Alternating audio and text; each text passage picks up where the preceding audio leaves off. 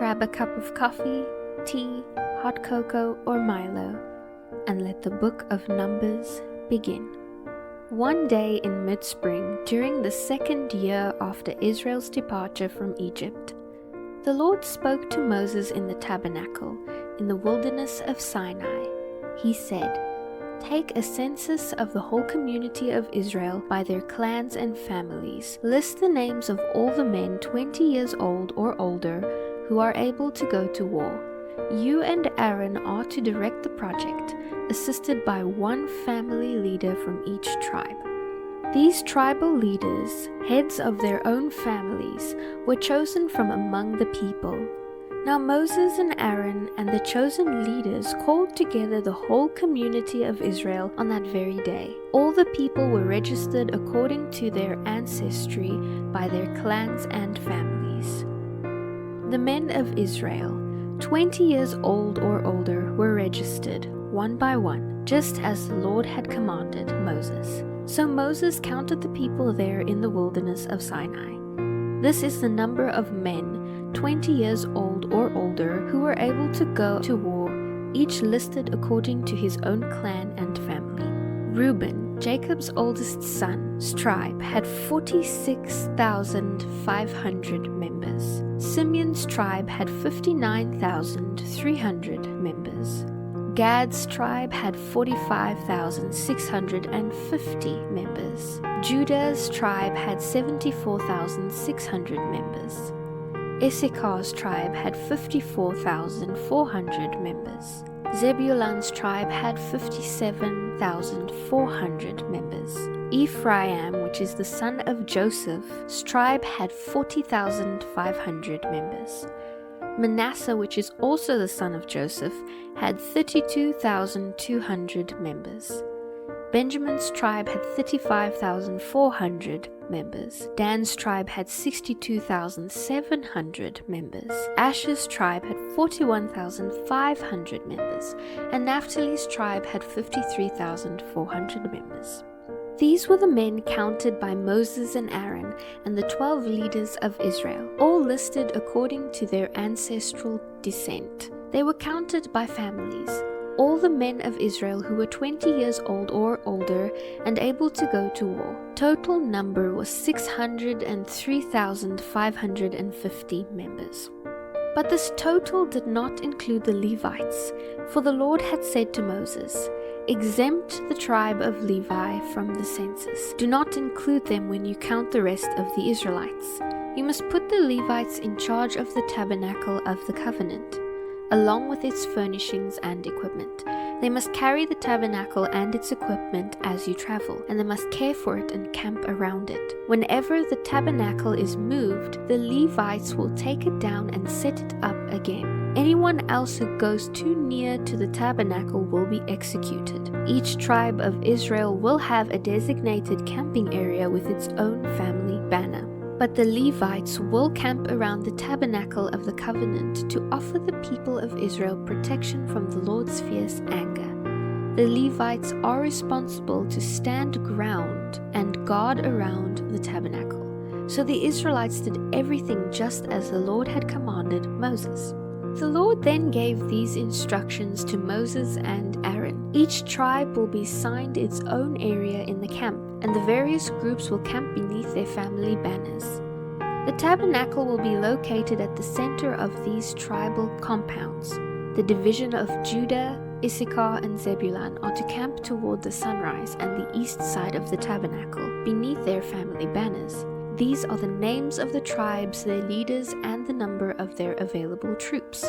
Judah's tribe. Judah's leader was Nahshon, son of Amminadab.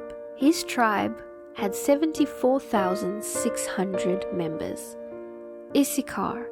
Nathaniel is the leader. Their tribe had 54,400 members. Zebulun. Eliab was their leader, and their tribe had 57,400 members. So the total of all the troops on Judah's side of the camp is 186,400 members. These three tribes are to lead the way whenever the Israelites travel to a new campsite. The divisions of Reuben, Simeon, and Gad are to camp on the south side of the tabernacle, beneath their family banners. These are the names of the tribes, their leaders, and the number of their available troops. Reuben's tribe leader was Eleazar. Their members were 46,500. Simeon's tribe leader is Shelumiel. Their members were 59,300. Gad's tribe leader is Eliasaph, and they had 45,650 members. So the total of all the troops on Reuben's side of the camp is 151,450. These three tribes will be second in line whenever the Israelites travel. Then the Levites will set out from the middle of the camp with the tabernacle. All the tribes are to travel in the same order that they camp, each in position under the appropriate family banner. The divisions of Ephraim, Manasseh, and Benjamin are to camp on the west side of the tabernacle beneath their family banners. These are the names of the tribes, their leaders, and the number of their available troops. Ephraim's leader is Elishama. Their members were 40,500. Manasseh's tribe leader is Gamaliel, and they had 32,200 members. Benjamin's tribe leader is Abidan, and they had 35,400 members. So the total of the troops on Ephraim's side of the camp is 108,100 members, and they will follow the Levites in the line of the march. The divisions of Dan, Asher, and Naphtali are to camp on the north side of the tabernacle, beneath their family banners. These are the names of the tribes, their leaders, and the number of their available troops. Dan's tribe leader was Azer, and they had 62,700 members. Asher's tribe leader was Pagiel, and they had 41,500 members. Naphtali's tribe leader was Ara, and they had 53,400 members. So the total of all the troops on Dan's side of the camp is 157,600. They are to bring up the rear whenever the Israelites move to a new campsite. In summary, the troops of Israel listed by their families totaled 603,550. The Levites were exempted from this census by the Lord's command to Moses. So the people of Israel did everything just as the Lord had commanded Moses. Each clan and family set up camp and marched under their banners exactly as the Lord had instructed them.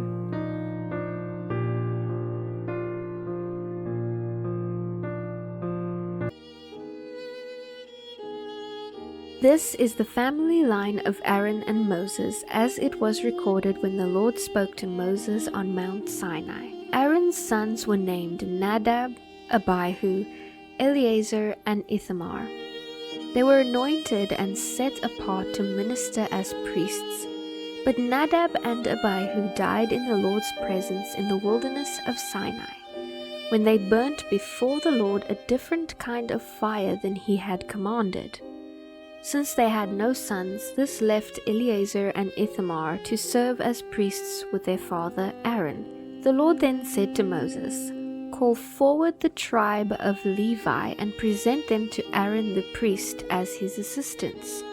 They will serve Aaron and the whole community, performing their sacred duties in and around the tabernacle. They will also maintain all the furnishings of the sacred tent, serving in the tabernacle on behalf of all the Israelites. Assign the Levites to Aaron and his sons as their assistants. Appoint Aaron and his sons to carry out the duties of the priesthood. Anyone else who comes too near the sanctuary must be executed." And the Lord said to Moses, "I have chosen the Levites from among the Israelites as substitutes for all the firstborn sons of the people of Israel. The Levites are mine, because all the firstborn sons are mine. From the day I killed all the firstborn sons of the Egyptians, I set apart for myself all the firstborn in Israel of both men and animals. They are mine. I am the Lord." The Lord spoke again to Moses, there in the wilderness of Sinai. He said, "Take a census of the tribe of Levi by its families and clans. count every male who is 1 month old or older." So Moses counted them just as the Lord had commanded. Levi had 3 sons who were named Gershon, Kohath, and Merari. The clans descended from Gershon were named for 2 of his descendants, Libni and Shimei. The clans descended from Kohath were named for 4 of his descendants, Amram, Izhar, Hebron, and Uzziel. The clans descended from Merari were named for 2 of his descendants, Mali and Mushi. These were the Levite clans, listed according to their family groups. The descendants of Gershon were composed of the clans descended from Libni and Shimei. There were 7,500 males 1 month old or older among these Gershonite clans. They were assigned the area to the west of the tabernacle for their camp. The leader of the Gershonite clans was Elisaph, son of Lael. These 2 clans were responsible to care for the tent of the tabernacle with its layers of coverings, its entry curtains, the curtains of the courtyard that surrounded the tabernacle and altar, the curtain at the courtyard entrance, the cords, and all the equipment related to their use. The descendants of Kohath were composed of the clans descended from Amram, Izhar, Hebron, and Uzziel. There were 8,600 males 1 month old or older among these Kohathite clans. They were responsible for the care of the sanctuary. They were assigned the area south of the tabernacle for their camp. The leader of the Kohathite clans was Elzaphan, son of Uzziel. These 4 clans were responsible for the care of the ark, the table, the lampstand, the altars, the various utensils used in the sanctuary, the inner curtain, and all the equipment related to their use. Eleazar the priest, Aaron's son, was the chief administrator over all the Levites with special responsibility for the oversight of the sanctuary. The descendants of Merari were composed of the clans descended from Mali and Mushi. There were 6,200 males 1 month old or older among these Merarite clans. They were assigned the area north of the tabernacle for their camp. The leader of the Merarite clans was Zuriel. These 2 clans were responsible for the care of the frames supporting the tabernacle, the crossbars, the pillars, the bases, and all the equipment related to their use. They were also responsible for the posts of the courtyard and all their bases, pegs, and cords. The area in front of the tabernacle in the east toward the sunrise was reserved for the tents of Moses and of Aaron and his sons, who had the final responsibility for the sanctuary on behalf of the people of Israel. Anyone other than a priest or Levite who came near the sanctuary was to be executed. So among the Levite clans counted by Moses and Aaron at the Lord's command, there were 22,000 males 1 month old or older. The Lord then said to Moses, "Now count all the firstborn sons in Israel who are 1 month old or older, and register each name. The Levites will be reserved for me as substitutes for the firstborn sons of Israel. I am the Lord. And the Levites' livestock are mine as substitutes for the firstborn livestock of the whole nation of Israel." So Moses counted the firstborn sons of the people of Israel, just as the Lord had commanded. The total number of firstborn sons who were 1 month old or older was 22,273. Now the Lord said to Moses, "Take the Levites in place of the firstborn sons of the people of Israel, and take the livestock of the Levites as substitutes for the firstborn livestock of the people of Israel. The Levites will be mine. I am the Lord. To redeem the 273 firstborn sons of Israel who are in excess of the number of Levites, collect 5 pieces of silver for each person, each piece weighing the same as the standard sanctuary shekel. Give the silver to Aaron and his sons as the redemption price for the extra firstborn sons." So Moses collected redemption money for the firstborn sons of Israel who exceeded the number of Levites.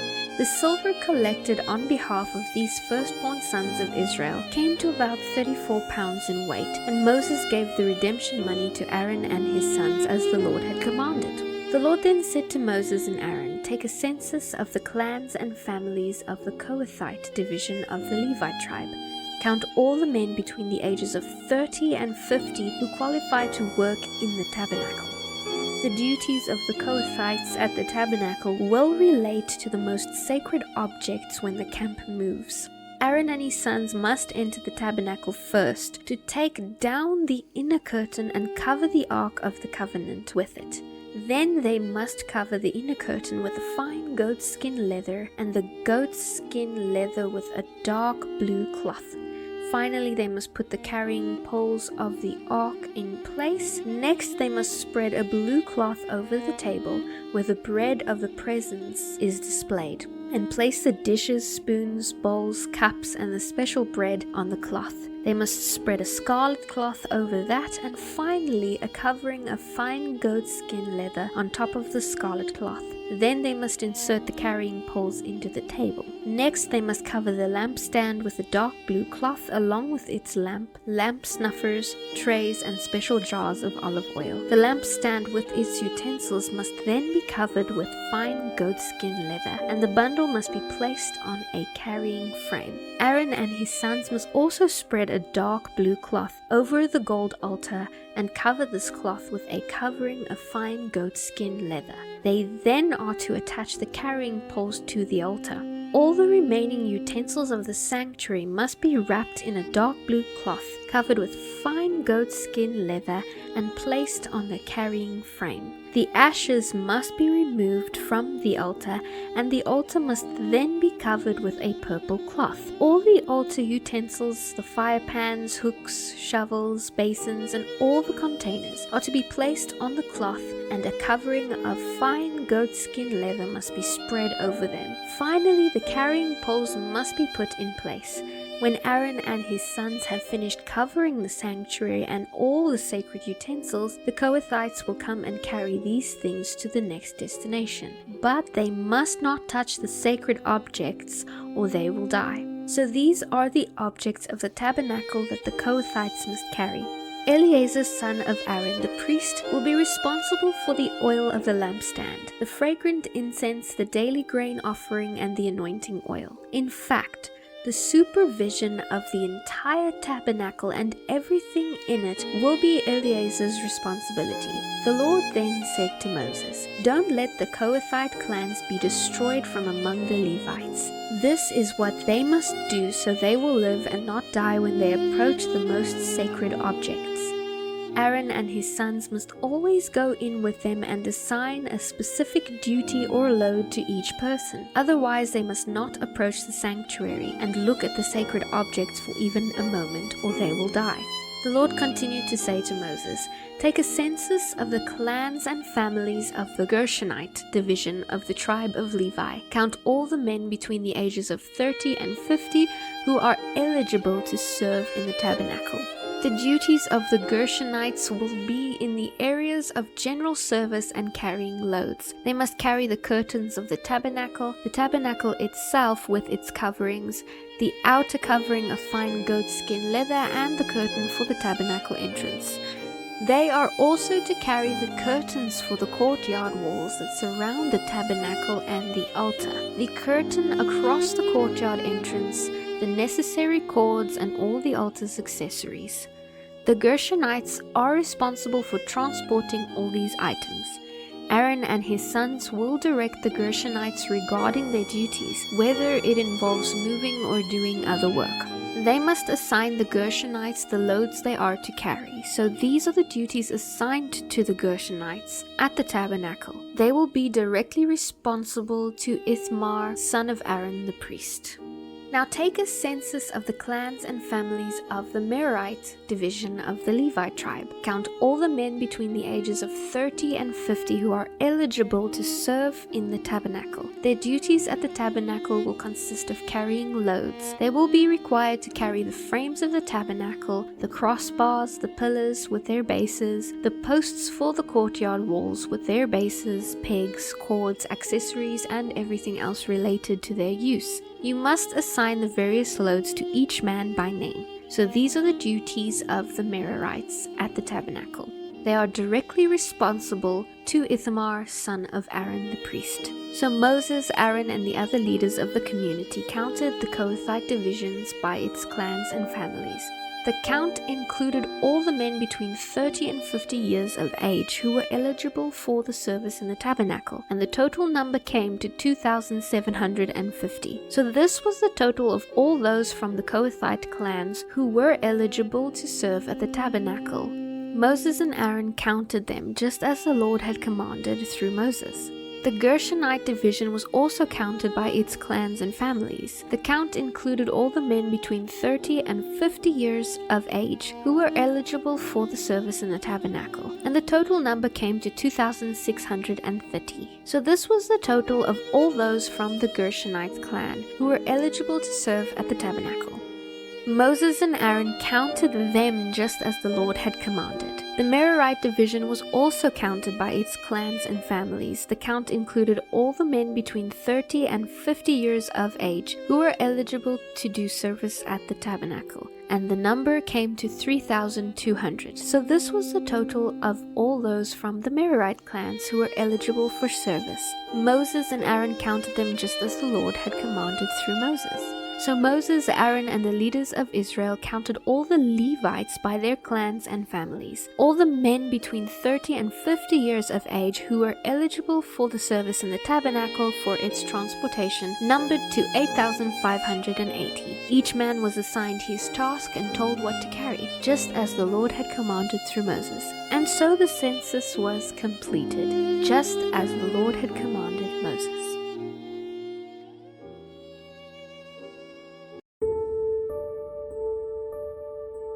The Lord gave these instructions to Moses. Command the people of Israel to remove anyone from the camp who has a contagious skin disease or a discharge, or who has been defiled by touching a dead person. This applies to men and women alike. Remove them so they will not defile the camp, where I live among you. So the Israelites did just as the Lord had commanded Moses and removed such people from the camp. Then the Lord said to Moses, "Give these instructions to the people of Israel. If any of the people, men or women, betray the Lord by doing wrong to another person, they are guilty. They must confess their sin and make full restitution for what they have done, adding a penalty of 20% and returning it to the person who was wronged. If the person who was wronged is dead and there are no near relatives to whom restitution can be made, it belongs to the Lord and must be given to the priest, along with a ram for atonement. All the sacred gifts that the Israelites bring to a priest will belong to him. Each priest may keep the sacred donations that he receives." And the Lord continued to say to Moses, "Say to the people of Israel, suppose a man's wife goes astray and is unfaithful to her husband. Suppose she sleeps with another man, but there is no witness, since she was not caught in the act. If her husband becomes jealous and suspicious of his wife, even if she has not defiled herself, the husband must bring his wife to the priest with an offering of 2 quarts of barley flour to be presented on her behalf. Do not mix it with olive oil or frankincense, for it is a jealousy offering, an offering of inquiry to find out if she's guilty. The priest must then present her before the Lord. He must take some holy water in a clay jar and mix it with dust from the tabernacle floor. When he has presented her before the Lord, he must unbind her hair and place the offering of inquiry, the jealousy offering, in her hands to determine whether or not her husband's suspicions are justified. The priest will stand before her holding the jar of bitter water that brings a curse to those who are guilty. The priest will put the woman under oath and say to her, "If no other man has slept with you and you have not defiled yourself by being unfaithful, may you be immune from the effects of this bitter water that causes the curse. But if you have gone astray while under your husband's authority and defiled yourself by sleeping with another man, at this point the priest must put the woman under this oath. Then may the people see that the Lord's curse is upon you when he makes you infertile. Now may this water that brings the curse enter your body and make you infertile." And the woman will be required to say, "Yes, let it be so." The priest then will write these curses on a piece of leather and wash them off into the bitter water. He will then make the woman drink the bitter water so it may bring on the curse and cause bitter suffering in cases of guilt. The priest will then take the jealousy offering from the woman's hands, lift it up before the Lord and carry it to the altar. He will take a handful as a token portion and burn it on the altar. Then he will require the woman to drink the water. If she has defiled herself by being unfaithful to her husband, the water that brings the curse will cause bitter suffering. She will become infertile and her name will become a curse word among her people. But if she has not defiled herself and is pure, she will be unharmed and will still be able to have children. This is the ritual law for dealing with jealousy. If a woman defiles herself by being unfaithful to her husband, or if a man overcome with jealousy and suspicion that his wife has been unfaithful, the husband must present his wife before the Lord, and the priest will apply this entire ritual law to her. The husband will be innocent of any guilt in this matter, but his wife will be held accountable for her sin. The Lord then said to Moses, "Speak to the people of Israel and give them these instructions. If some of the people, either men or women, take the special vow of a Nazirite, setting themselves apart to the Lord in a special way, they must give up wine and other alcoholic drinks. They must not use vinegar made from wine. They must not drink other fermented drinks or fresh grape juice, and they must not eat grapes or raisins. As long as they are bound by their Nazirite vow, they are not allowed to eat or drink anything that comes from a grapevine, not even the grape seeds or skins.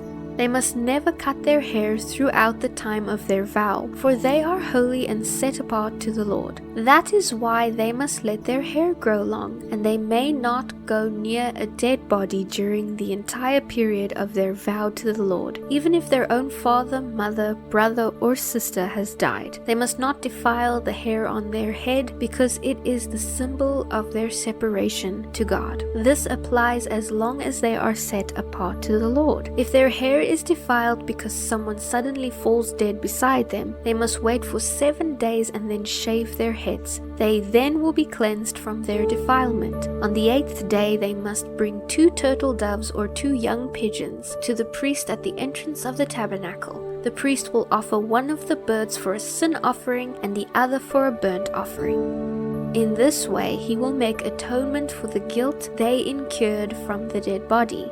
Then they must renew their vow that day and let their hair begin to grow again. The days of their vow that were completed before their defilement no longer count. They must rededicate themselves to the Lord for the full term of their vow, and each must bring a 1-year-old male lamb for a guilt offering. This is the ritual law of the Nazirites. At the conclusion of their time of separation as Nazirites, they must each go to the entrance of the tabernacle and offer these sacrifices to the Lord: a 1-year-old male lamb without defect for a burnt offering, a 1-year-old female lamb without defect for a sin offering, a ram without defect for a peace offering, a basket of bread made without yeast, cakes of choice flour mixed with olive oil, and wafers spread with olive oil, along with their prescribed grain offerings and drink offerings. The priest will present these offerings before the Lord. First the sin offering and the burnt offering, then the ram for a peace offering along with the basket of bread made without yeast. The priest must also make the prescribed grain offering and drink offering. Then the Nazirites will shave their head at the entrance of the tabernacle and put it on the fire beneath the peace offering sacrifice. After each Nazirite's head has been shaved, the priest will take for each of them the boiled shoulder of the ram, 1 cake made without yeast, and 1 wafer made without yeast, and put them all into the Nazirite's hands. The priest will then lift the gifts up before the Lord in a gesture of offering. These are the holy portions for the priest, along with the breast and thigh pieces that were lifted up before the Lord. After the ceremony, the Nazirites may again drink wine. This is the ritual law of the Nazirites. If any Nazirites have vowed to give the Lord anything else beyond what is required by their normal Nazirite vow, they must fulfill their special vow exactly as they have promised. The Lord then said to Moses, "Instruct Aaron and his sons to bless the people of Israel with this special blessing. May the Lord bless you and protect you. May the Lord smile upon you and be gracious to you. May the Lord show you his favor and give you his peace." This is how Aaron and his sons will designate the Israelites as my people, and I myself will bless them.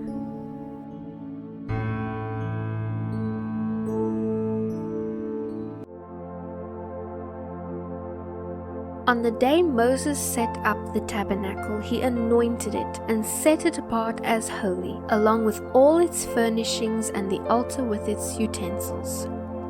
Then the leaders of Israel, the tribal leaders who had organized the census, came and brought their offerings. Together they brought 6 carts and 12 oxen. There was a cart for every 2 leaders and an ox for each leader. They presented these to the Lord in front of the tabernacle. The Lord then said to Moses, "Receive their gifts and use these oxen and carts for the work of the tabernacle. Distribute them among the Levites according to the work they have to do." So Moses presented the carts and oxen to the Levites. He gave 2 carts and 4 oxen to the Gershonite division for their work, and 4 carts and 8 oxen to the Merarite division for their work, as their work was done under the leadership of Ithamar, son of Aaron, the priest. But he gave none of the carts or oxen to the Kohathite division, since they were required to carry the sacred objects of the tabernacle on their shoulders. The leaders also presented dedication gifts for the altar at the time it was anointed. They each placed their gifts before the altar. The Lord said to Moses, "Let each leader bring his gift on a different day for the dedication of the altar." On the first day, Nahshon, son of Amminadab, leader of the tribe of Judah, presented his offering. The offering consisted of a silver platter weighing about 3/4 pounds and a silver basin of about 1 3/4 pounds. These were both filled with grain offerings of choice flour mixed with olive oil. He also brought a gold container weighing about 4 ounces, which was filled with incense. He brought a young bull, a ram, and a 1-year-old male lamb as a burnt offering, a male goat for a sin offering, and 2 oxen, 5 rams, 5 male goats, and 5 1-year-old male lambs for a peace offering. This was the offering brought by Nahshon. On the second day, Nathaniel, son of Zor, leader of the tribe of Issachar, presented his offering. The offering consisted of a silver platter weighing about 3 1/4 pounds and a silver basin of about 1 3/4 pounds. These were both filled with grain offerings of choice flour mixed with olive oil. He also brought a gold container weighing about 4 ounces, which was filled with incense. He brought a young bull, a ram, and a 1-year-old male lamb as a burnt offering, a male goat for a sin offering, and 2 oxen, 5 rams, 5 male goats, and 5 1-year-old male lambs for a peace offering. This was the offering brought by Nathaniel. On the third day, Eliab, son of Helon, leader of the tribe of Zebulun, presented his offering. The offering consisted of a silver platter weighing about 3 1/4 pounds and a silver basin of about 1 3/4 pounds. These were both filled with grain offerings of choice flour mixed with olive oil. He also brought a gold container weighing about 4 ounces, which was filled with incense. He brought a young bull, a ram, and a 1-year-old male lamb as a burnt offering, a male goat for a sin offering, and 2 oxen, 5 rams, 5 male goats, and 5 1-year-old male lambs for a peace offering. This was the offering brought by Eliab. On the fourth day, Eleazar, son of Shaddar, leader of the tribe of Reuben, presented his offering. The offering consisted of a silver platter weighing about 3 1/4 pounds and a silver basin of about 1 3/4 pounds. These were both filled with grain offerings of choice flour mixed with olive oil. He also brought a gold container weighing about 4 ounces, which was filled with incense. He brought a young bull, a ram, and a 1-year-old male goat, and a 1-year-old male lamb as a burnt offering, a male goat for a sin offering, and 2 oxen, 5 rams, 5 male goats, and 5 1-year-old male lambs for a peace offering. This was the offering brought by Eleazar, son of Shaddar. On the 5th day, Shelumiel, son of Jershadai, leader of the tribe of Simeon, presented his offering. The offering consisted of a silver platter weighing about 3¼ pounds and a silver basin of about 1¾ pounds. These were both filled with grain offerings of choice flour mixed with olive oil. He also brought a gold container weighing about 4 ounces, which was filled with incense. He brought a young bull, a ram, and a 1-year-old male lamb as a burnt offering, a male goat for a sin offering, and 2 oxen, 5 rams, 5 male goats, and 5 1-year-old male lambs for a peace offering. This was the offering brought by Shelumiel. On the 6th day, Eliasaph son of Deuel, leader of the tribe of Gad, presented his offering. The offering consisted of a silver platter weighing about 3¼ pounds and a silver basin of 1¾ pounds. These were both filled with grain offerings of choice flour mixed with olive oil. He also brought a gold container weighing about 4 ounces, which was filled with incense. He brought a young bull, a ram, a 1-year-old male lamb as a burnt offering, a male goat for a sin offering, and 2 oxen, 5 rams, 5 male goats, and 5 1-year-old male lambs for a peace offering. This was the offering brought by Eliasaph. On the 7th day, Elishama, son of Ammihud, leader of the tribe of Ephraim, presented his offering. On the 8th day, Gamaliel, son of Pedazar, leader of the tribe of Manasseh, presented his offering. On the 9th day, Abidan, son of Gideoni, leader of the tribe of Benjamin, presented his offering. On the 10th day, Azer, son of Ammishaddai, the leader of the tribe of Dan, presented his offering. On the 11th day, Pagel, son of Ochran, the leader of the tribe of Asher, presented his offering. On the 12th day, Era, son of Enan, leader of the tribe of Naphtali, presented his offering. So this was the dedication offering for the altar, brought by the leaders of Israel at the time it was anointed. 12 silver platters, 12 silver basins, and 12 gold incense containers. In all, the silver objects weighed about 60 pounds, and about 3/4 pounds for each platter, and 1¾ pounds for each basin. The weight of the donated gold came to about 3 pounds. About 4 ounces for each of the gold containers that were filled with incense. 12 bulls, 12 rams, and 12 1-year-old male lambs were donated for the burnt offerings, along with their prescribed grain offerings. 12 male goats were brought for the sin offering, 24 young bulls, 60 rams, 60 male goats, and 60 1-year-old male lambs were donated for the peace offering. This was the dedication offering for the altar after it was anointed. Whenever Moses went into the tabernacle to speak with the Lord, he heard the voice speaking to him from between the 2 cherubim above the ark's cover, the place of atonement, that rests on the ark of the covenant. The Lord spoke to him there. The Lord said to Moses, "Tell Aaron that when he sets up the 7 lamps in the lampstand, he is to place them so their light shines forward." So Aaron did this. He set up the 7 lamps so they reflected their light forward, just as the Lord had commanded Moses.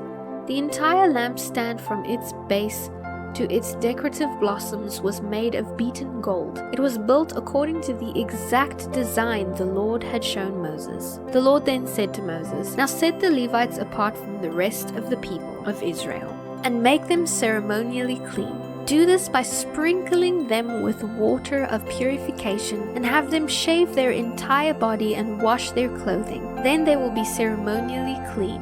Have them bring a young bull and a grain offering of choice flour mixed with olive oil, along with a second young bull for a sin offering. Then assemble the whole community of Israel and present the Levites at the entrance of the tabernacle. When you bring the Levites before the Lord, the people of Israel must lay their hands on them. Aaron must present the Levites to the Lord as a special offering from the people of Israel, thus dedicating them to the Lord's service. Next, the Levites will lay their hands on their heads of the young bulls and present them to the Lord. One will be for a sin offering and the other for a burnt offering, to make atonement for the Levites. Then have the Levites stand in front of Aaron and his sons and present them as a special offering to the Lord. In this way, you will set the Levites apart from the rest of the people of Israel, and the Levites will belong to me. After this they may go in and out of the tabernacle to do their work, because you have purified them and presented them as a special offering. Of all the people of Israel, the Levites are reserved for me. I have claimed them for myself in place of all the firstborn sons of the Israelites. I have taken the Levites as their substitutes, for all the firstborn males among the people of Israel are mine, both people and animals. I set them apart for myself on the night I killed all the firstborn sons of the Egyptians. Yes, I claimed the Levites in place of all the firstborn sons of Israel. And of all the Israelites I have assigned the Levites to Aaron and his sons. They will serve in the tabernacle on behalf of the Israelites and make atonement for them, so no plague will strike them when they approach the sanctuary.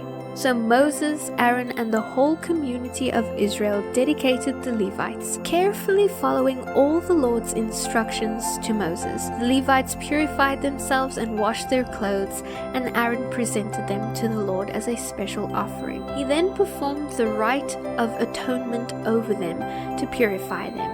From then on, the Levites went into the tabernacle to perform their duties, helping Aaron and his sons. So they carried out all the commands that the Lord gave Moses concerning the Levites. The Lord also instructed Moses, "This is the rule the Levites must follow. They must begin serving in the tabernacle at the age of 25, and they must retire at the age of 50. After retirement, they may assist their fellow Levites by performing guard duty at the tabernacle, but they may not officiate in the service. This is how you will assign the duties to the Levites."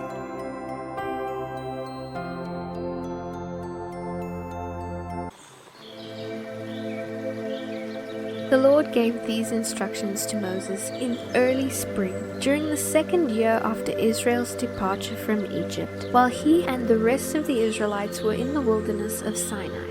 Tell the Israelites to celebrate the Passover at the proper time, at twilight, on the appointed day in early spring. Be sure to follow all my laws and regulations concerning this celebration. So Moses told the people to celebrate the Passover in the wilderness of Sinai as twilight fell on the appointed day. And they celebrated the festival there, just as the Lord had commanded Moses. But some of the men had been ceremonially defiled by touching a dead person, so they could not offer their Passover lambs that day. So they came to Moses and Aaron that day and said, "We have become ceremonially unclean by touching a dead person. But why should we be excluded from presenting the Lord's offerings at the proper time with the rest of the Israelites?"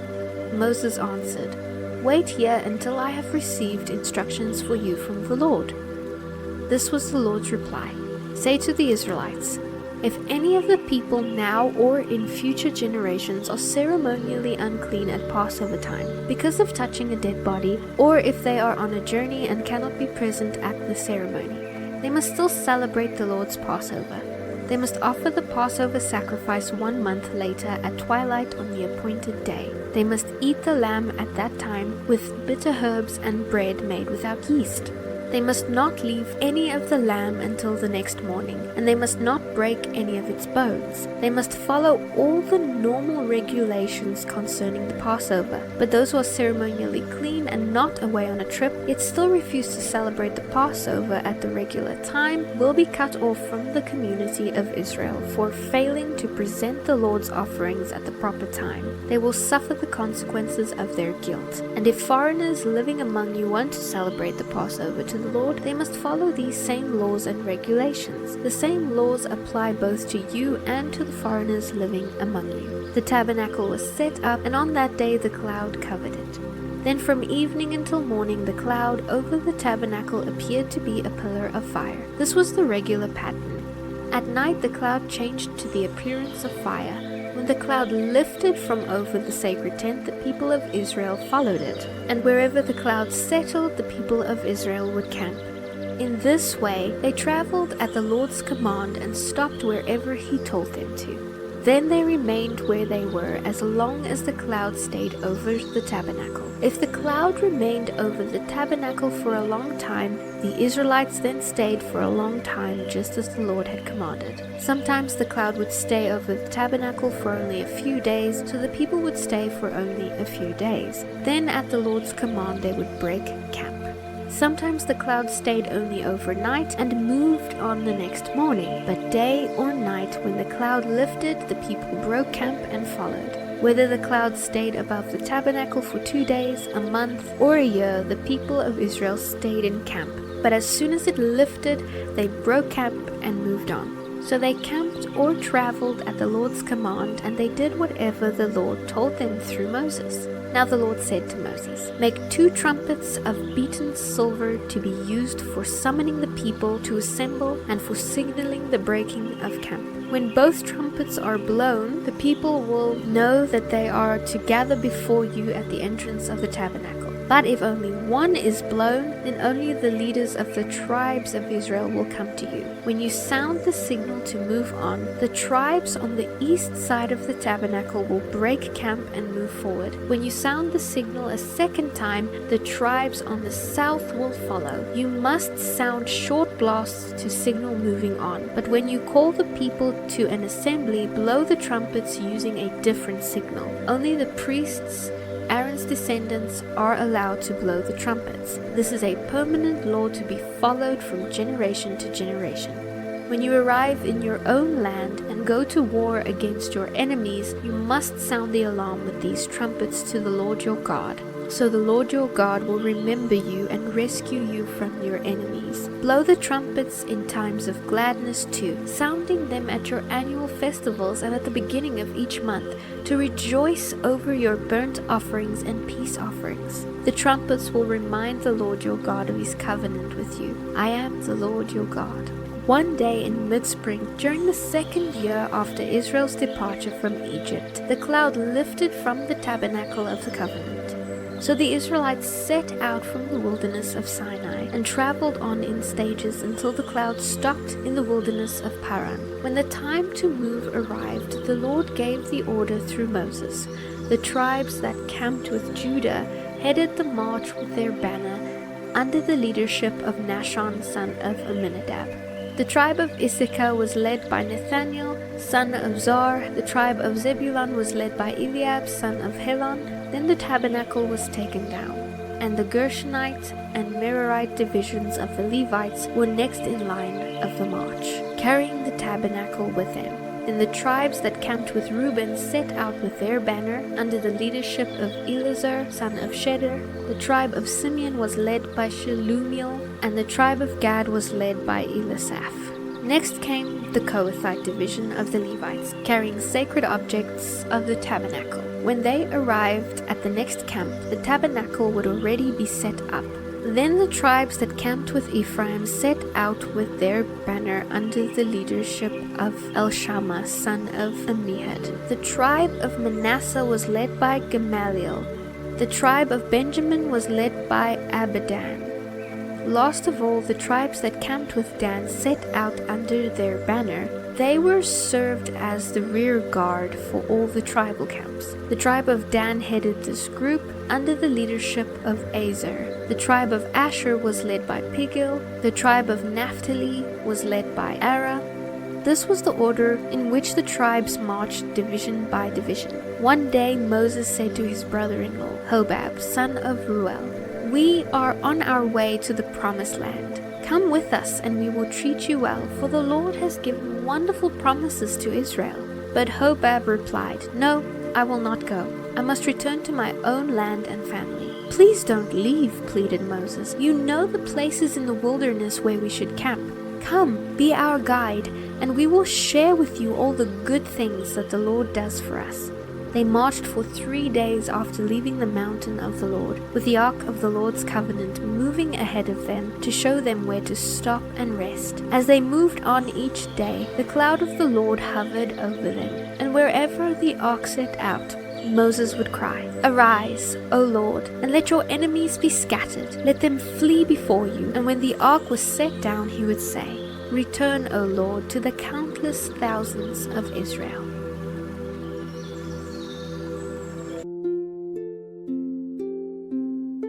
people soon began to complain to the Lord about their hardships, and when the Lord heard them, his anger blazed against them. Fire from the Lord raged among them and destroyed the outskirts of the camp. The people screamed to Moses for help, and when he prayed to the Lord, the fire stopped. After that, the area was known as Taberah, the place of burning, because fire from the Lord had burned among them there. Then the foreign rabble who were traveling with the Israelites began to crave the good things of Egypt, and the people of Israel also began to complain. "Oh, for some meat," they exclaimed. "We remember all the fish we used to eat for free in Egypt, and we had all the cucumbers, melons, leeks, onions, and garlic that we wanted. But now our appetites are gone, and day after day we have nothing to eat but this manna."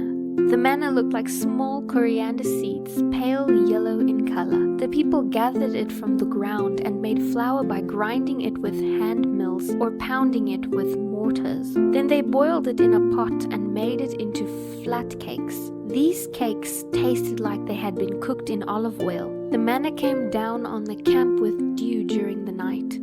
Moses heard all the families standing in the front of their tents weeping, and the Lord became extremely angry. Moses was also very aggravated, and Moses said to the Lord, "Why are you treating me, your servant, so miserably? What did I do to deserve the burden of a people like this? Are they my children? Am I their father? Is that why you have told me to carry them in my arms, like a nurse carries a baby, to the land you swore to give their ancestors? Where am I supposed to get meat for all these people? They keep complaining and saying, 'Give us meat.' I can't carry all these people by myself. The load is far too heavy. I'd rather you killed me than treat me like this. Please spare me this misery." The Lord then said to Moses, "Summon before me 70 of the leaders of Israel. Bring them to the tabernacle to stand there with you. I will come down and talk to you there. I will take some of the Spirit that is upon you, and I will put the Spirit upon them also. They will bear the burden of the people along with you, so you will not have to carry it alone. And tell the people to purify themselves, for tomorrow they will have meat to eat. Tell them, 'The Lord has heard your whining and complaints. If only we had meat to eat. Surely we were better off in Egypt.'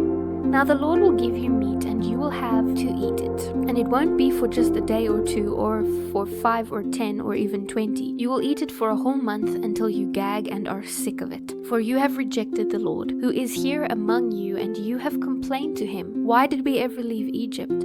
But Moses said, 'There are 600,000 foot soldiers here with me, and yet you promised them meat for a whole month. Even if we butchered all our flocks and herds, would that satisfy them? Even if we caught all the fish in the sea, would that be enough?' Then the Lord said to Moses, 'Is there any limit to my power? Now you will see whether or not my word comes true.' So Moses went out and reported the Lord's words to the people. Then he gathered the 70 leaders and stationed them around the tabernacle. And the Lord came down in the cloud and spoke to Moses. He took some of the Spirit that was upon Moses and put it upon the 70 leaders. They prophesied as the Spirit rested upon them, but that was the only time this happened. 2 men, Eldad and Medad, were still in the camp when the Spirit rested upon them. They were listed among the leaders but had not gone out to the tabernacle, so they prophesied there in the camp. A young man ran and reported to Moses, "Eldad and Medad are prophesying in the camp." Joshua, son of Nun, who had been Moses' personal assistant since his youth, protested, "Moses, my master, make them stop." But Moses replied, "Are you jealous for my sake? I wish that all the Lord's people were prophets, and that the Lord would put his Spirit upon them all." Then Moses returned to the camp with the leaders of Israel.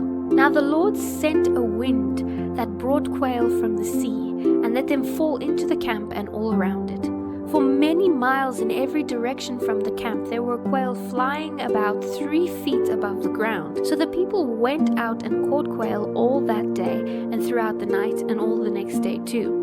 No one gathered less than 50 bushels. They spread the quail out all over the camp, but while they were still eating the meat, the anger of the Lord blazed against the people, and he caused a severe plague to break out among them. So that place was called Kibroth Hattava, the graves of craving, because they buried the people there who had craved meat from Egypt. From there the Israelites traveled to Hazeroth, where they stayed for some time. While they were at Hazeroth, Miriam and Aaron criticized Moses because he had married a Cushite woman. They said, "Has the Lord spoken only through Moses? Hasn't he spoken through us too?" But the Lord heard them. Now Moses was more humble than any other person on earth. So immediately the Lord called to Moses, Aaron, and Miriam and said, "Go out to the tabernacle, all three of you." And the three of them went out. Then the Lord descended in the pillar of cloud and stood at the entrance of the tabernacle. "Aaron and Miriam," he called, and they stepped forward. And the Lord said to them, "Now listen to me. Even with prophets, I, the Lord, communicate by visions and dreams. But that is not how I communicate with my servant Moses. He is entrusted with my entire house. I speak to him face to face, directly and not in riddles. He sees the Lord as he is. Should you not be afraid to criticize him?" The Lord was furious with them, and he departed. As the cloud moved from above the tabernacle, Miriam suddenly became white as snow with leprosy. When Aaron saw what had happened, he cried out to Moses, "Oh, my Lord, please don't punish us for the sin we have so foolishly committed. Don't let her be like a stillborn baby already decayed at birth." So Moses cried out to the Lord, "Heal her, O God, I beg you." And the Lord said to Moses, "If her father had spit in her face, wouldn't she have been defiled for 7 days? Banish her from the camp for 7 days, and after that she may return." So Miriam was excluded from the camp for 7 days, and the people waited until she was brought back before they traveled again. Then they left Hazeroth and camped in the wilderness of Paran.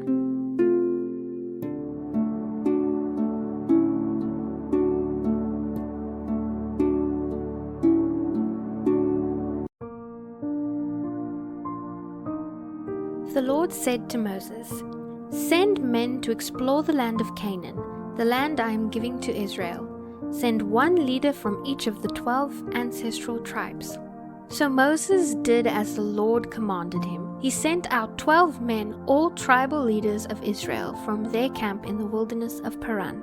These were the tribes and the names of the leaders: Reuben's tribe with the leader Shammua, Simeon's tribe with the leader Shaphat, Judah's tribe with the leader Caleb, Issachar's tribe with the leader Igal, Ephraim's tribe with the leader Hoshea, Benjamin's tribe with the leader Palti, Zebulun's tribe with the leader Gadiel, Manasseh's tribe with the leader Gadi, Dan's tribe with the leader Amiel, Asher's tribe with the leader Sethur, Naphtali's tribe with the leader Nabi, and Gad's tribe with leader Gual. These are the names of the men Moses sent to explore the land. By this time Moses had changed Hoshea's name to Joshua. Moses gave the men these instructions as he sent them out to explore the land. "Go northward through the Negev into the hill country. See what the land is like and find out whether the people living there are strong or weak, few or many. What kind of land do they live in? Is it good? Is it bad? Do their towns have walls or are they unprotected? How is the soil? Is it fertile or poor? Are there many trees? Enter the land boldly and bring back samples of the crops you see." It happened to be the season for harvesting the first ripe grapes. So they went up and explored the land from the wilderness of Zin as far as Rehob near Lebo-Hamath. Going northward, they passed first through the Negev and arrived at Hebron, where Ammon, Sheshai, and Talmai, all descendants of Anak, lived. The ancient town of Hebron was founded 7 years before the Egyptian city of Zon. When they came to what is known as the Valley of Eshcol, they put down a cluster of grapes so large that it took 2 of them to carry it on a pole between them. They also took samples of the pomegranates and figs. At that time, the Israelites renamed the Valley Eshcol Cluster, because of the cluster of grapes they had cut there.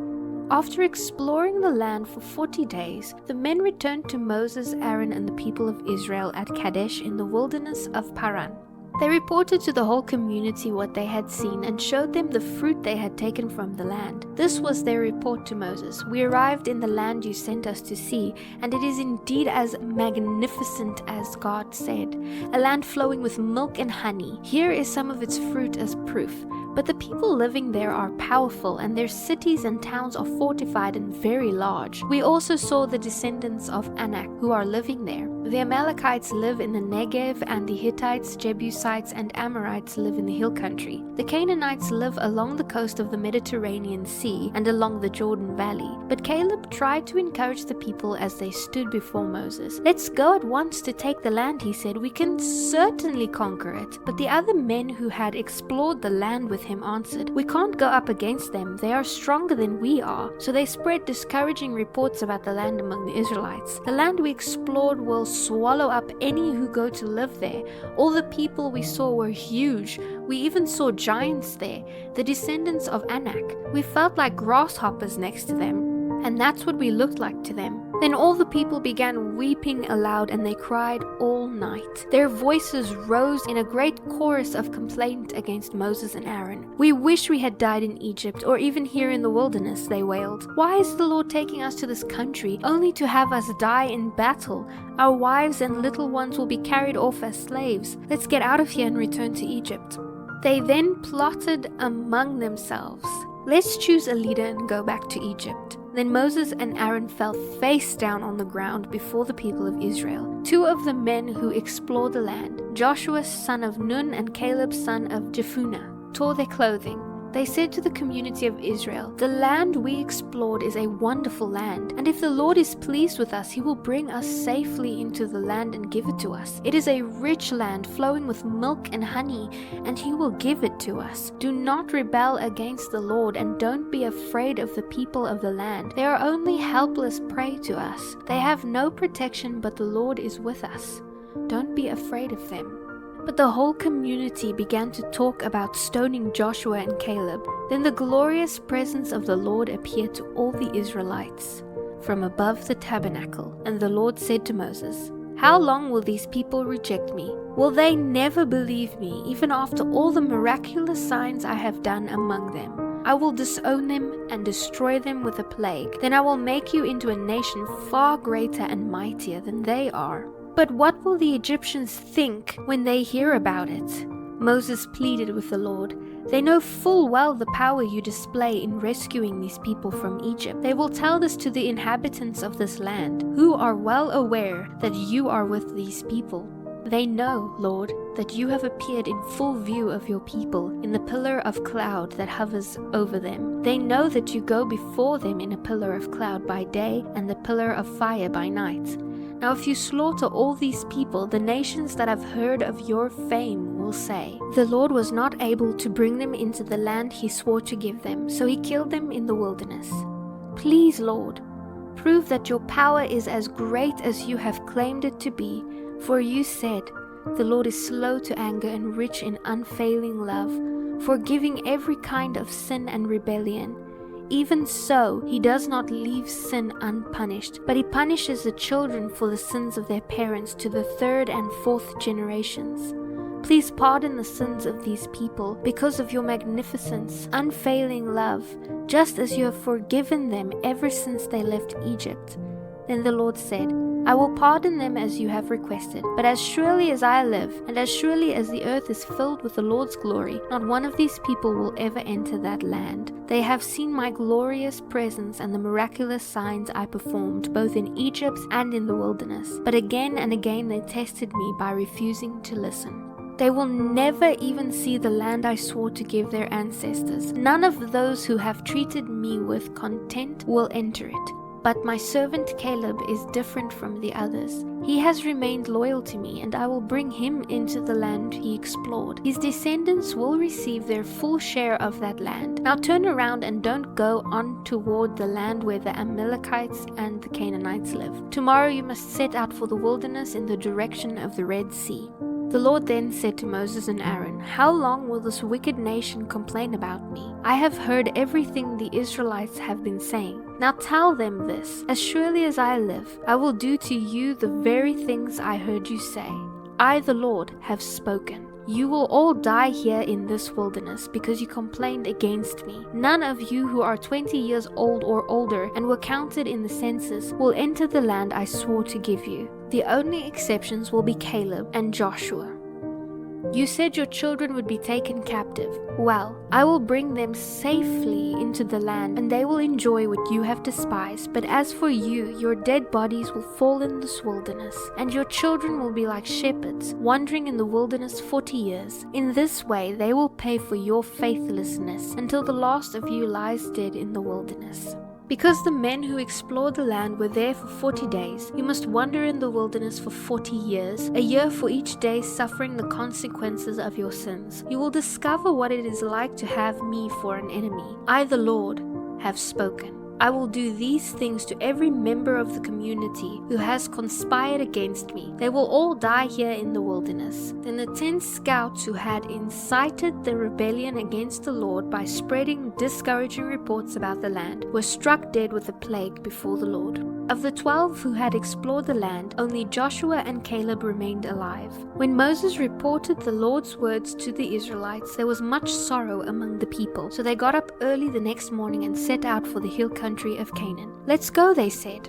"We realize that we have sinned, but now we are ready to enter the land the Lord has promised us." But Moses said, "Why are you now disobeying the Lord's orders to return to the wilderness? It won't work. Do not go into the land now. You will only be crushed by your enemies because the Lord is not with you. When you face the Amalekites and Canaanites in battle, you will be slaughtered. The Lord will abandon you because you have abandoned the Lord." But the people pushed ahead toward the hill country of Canaan, despite the fact that neither Moses nor the ark of the Lord's covenant left the camp. Then the Amalekites and the Canaanites who lived in those hills came down and attacked them and chased them as far as Hormah.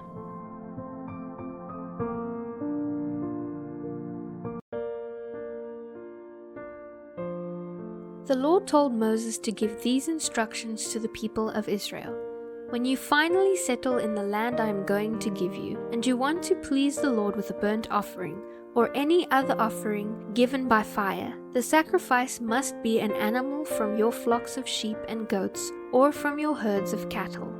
When it is an ordinary burnt offering, a sacrifice to fulfill a vow, a free will offering, or a special sacrifice at any of the annual festivals, whoever brings it must also give to the Lord a grain offering of 2 quarts of choice flour mixed with 1 quart of olive oil.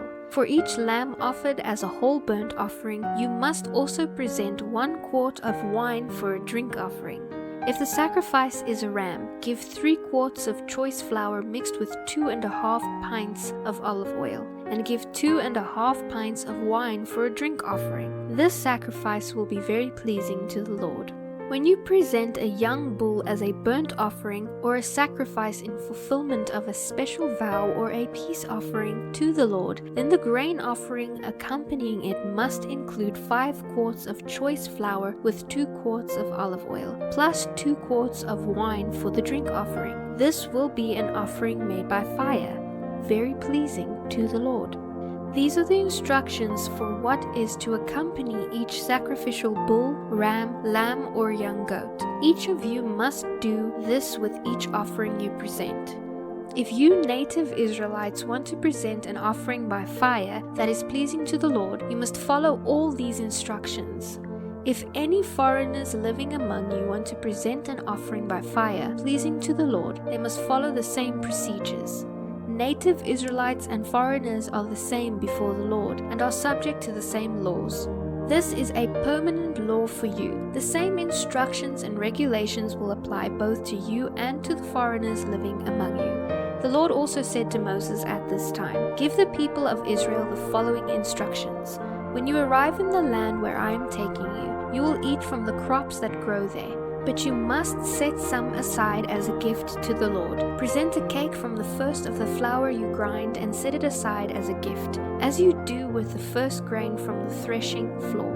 Throughout the generations to come, you are to present this offering to the Lord each year from the first of your ground flour." But suppose some of you unintentionally fail to carry out all these commands that the Lord has given you through Moses. And suppose some of your descendants in the future fail to do everything the Lord has commanded through Moses. If the mistake was done unintentionally and the community was unaware of it, the whole community must present a young bull for a burnt offering. It will be pleasing to the Lord, and it must be offered along with prescribed grain offering and drink offering, and with 1 male goat for a sin offering. With it, the priest will make atonement for the whole community of Israel, and they will be forgiven, for it was an unintentional sin, and they have corrected it with their offering given to the Lord by fire and by their sin offering. The whole community of Israel will be forgiven, including the foreigners living among you, for the entire population was involved in the sin. If the unintentional sin is committed by an individual, the guilty person must bring a 1-year-old female goat for a sin offering. The priest will make atonement for the guilty person before the Lord, and that person will be forgiven. This same law applies both to native Israelites and foreigners living among you. But those who brazenly violate the Lord's will, whether native Israelites or foreigners, blaspheme the Lord, and they must be cut off from the community. Since they have treated the Lord's word with contempt and deliberately disobeyed his commands, they must be completely cut off and suffer the consequences of their guilt. One day, while the people of Israel were in the wilderness, they caught a man gathering wood on the Sabbath day. He was apprehended and taken before Moses, Aaron, and the rest of the community. They held him in custody because they did not know what to do with him. Then the Lord said to Moses, "The man must be put to death. The whole community must stone him outside the camp." So the whole community took the man outside the camp and stoned him to death, just as the Lord had commanded Moses. The Lord then said to Moses, "Say to the people of Israel, throughout the generations to come, you must make tassels for the hems of your clothing and attach the tassels at each corner with a blue cord. The tassels will remind you of the commands of the Lord, and that you are to obey his commands instead of following your own desires and going your own ways as you are prone to do. The tassels will help you remember that you must obey all my commands and be holy to your God. I am the Lord your God who brought you out of the land of Egypt, that I might be your God, and I am the Lord your God." One day, Korah and Kohath conspired with Dathan and Abiram from the tribe of Reuben. They incited a rebellion against Moses involving 250 other prominent leaders, all members of the assembly. They went to Moses and Aaron and said, "You have gone too far. Everyone in Israel has been set apart by the Lord, and he is with all of us. What right do you have to act as though you are greater than anyone else among these people of the Lord?" When Moses heard what they were saying, he threw himself down with his face to the ground. Then he said to Korah and his followers, "Tomorrow morning the Lord will show us who belongs to him and who is holy. The Lord will allow those who are chosen to enter his holy presence. You, Korah, and all your members must do this. Take incense burners and burn incense in them tomorrow morning before the Lord. Then we will see whom the Lord chooses as his holy one. The Levites are the ones who have gone too far." Then Moses spoke again to Korah. "Now listen, you Levites. Does it seem a small thing to you that the God of Israel has chosen you from among all the people of Israel to be near him as you serve the Lord's tabernacle, and to stand before the people to minister to them? He has given this special ministry only to you and your fellow Levites, but now you are demanding the priesthood as well. The one you are really revolting against is the Lord. And who is Aaron, that you are complaining about him?" Then Moses summoned Dathan and Abiram, but they replied, "We refuse to come. Isn't it enough that you brought us out of Egypt, a land flowing with milk and honey, to kill us here in the wilderness, and that you now treat us like your subjects? What's more, you haven't brought us into the land flowing with milk and honey, or given us an inheritance of fields and vineyards. Are you trying to fool us? We will not come."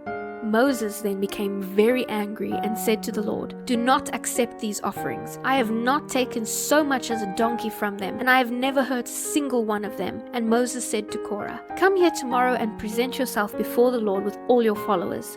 Aaron will also be here. Be sure that each of you 250 followers bring an incense burner with incense on it, so you can present them before the Lord.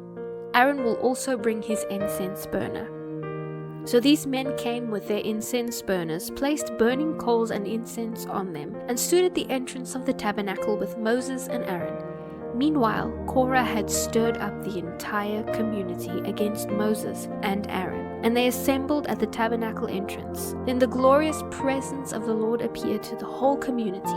And the Lord said to Moses and Aaron, "Get away from these people so that I may instantly destroy them." But Moses and Aaron fell face down on the ground. "Oh God, "The God and source of all life," they pleaded, "must you be angry with all these people when only one man sins?" And the Lord said to Moses, "Then tell all the people to get away from the tents of Korah, Dathan, and Abiram." So Moses got up and rushed over to the tents of Dathan and Abiram, followed closely by the Israelite leaders. "Quick," he told the people, "get away from the tents of these wicked men, and don't touch anything that belongs to them. If you do, you will be destroyed for their sin." So all the people stood back from the tents of Korah, Dathan, and Abiram. Then Dathan and Abiram came out and stood at the entrances of their tents, with their wives and their children and little ones. Moses said, "By this you will know that the Lord has sent me to do all these things that I have done, for I have not done them on my own. If these men die a natural death, then the Lord has not sent me. But if the Lord performs a miracle and the ground opens up and swallows them and all their belongings, and they go down alive into the grave, then you will know that these men have despised the Lord." He had hardly finished speaking the words when the ground suddenly split open beneath them. The earth opened up and swallowed the men, along with their households and the followers who were standing with them and everything they owned. So they went down alive into the grave, along with their belongings. The earth closed over them, and they all vanished. All of the people of Israel fled as they heard their screams, fearing that the earth would swallow them too. Then fire blazed forth from the Lord and burnt up the 250 men who were offering incense. The Lord said to Moses, "Tell Eleazar to pull all the incense burners from the fire, for they are holy. Also tell him to scatter the burning incense from the burners of these men, who have sinned at the cost of their lives. He must then hammer the metal of the incense burners into a sheet as a covering for the altar, for these burners have become holy because they were used in the Lord's presence. The altar covering will then serve as a warning to the people of Israel." So Eleazar the priest collected the 250 bronze incense burners that had been used by the men who died in the fire, and they were hammered out into a sheet of metal to cover the altar. This would warn the Israelites that the unauthorized man, no one who was not a descendant of Aaron, should ever enter the Lord's presence to burn incense. If anyone did, the same thing would happen to them as what happened to Korah and his followers. Thus the Lord's instructions to Moses were carried out. But the very next morning the whole community began muttering again against Moses and Aaron, saying, "You two have killed the Lord's people." As the people gathered to protest to Moses and Aaron, they turned toward the tabernacle and saw that the cloud had covered it, and the glorious presence of the Lord appeared. Moses and Aaron came and stood at the entrance of the tabernacle. And the Lord said to Moses, "Get away from these people so that I can instantly destroy them." But Moses and Aaron fell face down on the ground. And Moses said to Aaron, "Quick, take an incense burner and place burning coals on it from the altar. Lay incense on it and carry it quickly among the people to make atonement for them. The Lord's anger is blazing among them. The plague has already begun." Aaron did as Moses told him and ran out among the people. The plague indeed had already begun, but Aaron burned the incense and made atonement for them. He stood between the living and the dead until the plague was stopped. But 14,700 people died in that plague, in addition to those who had died in the incident involving Korah. Then because the plague had stopped, Aaron returned to Moses at the entrance of the tabernacle.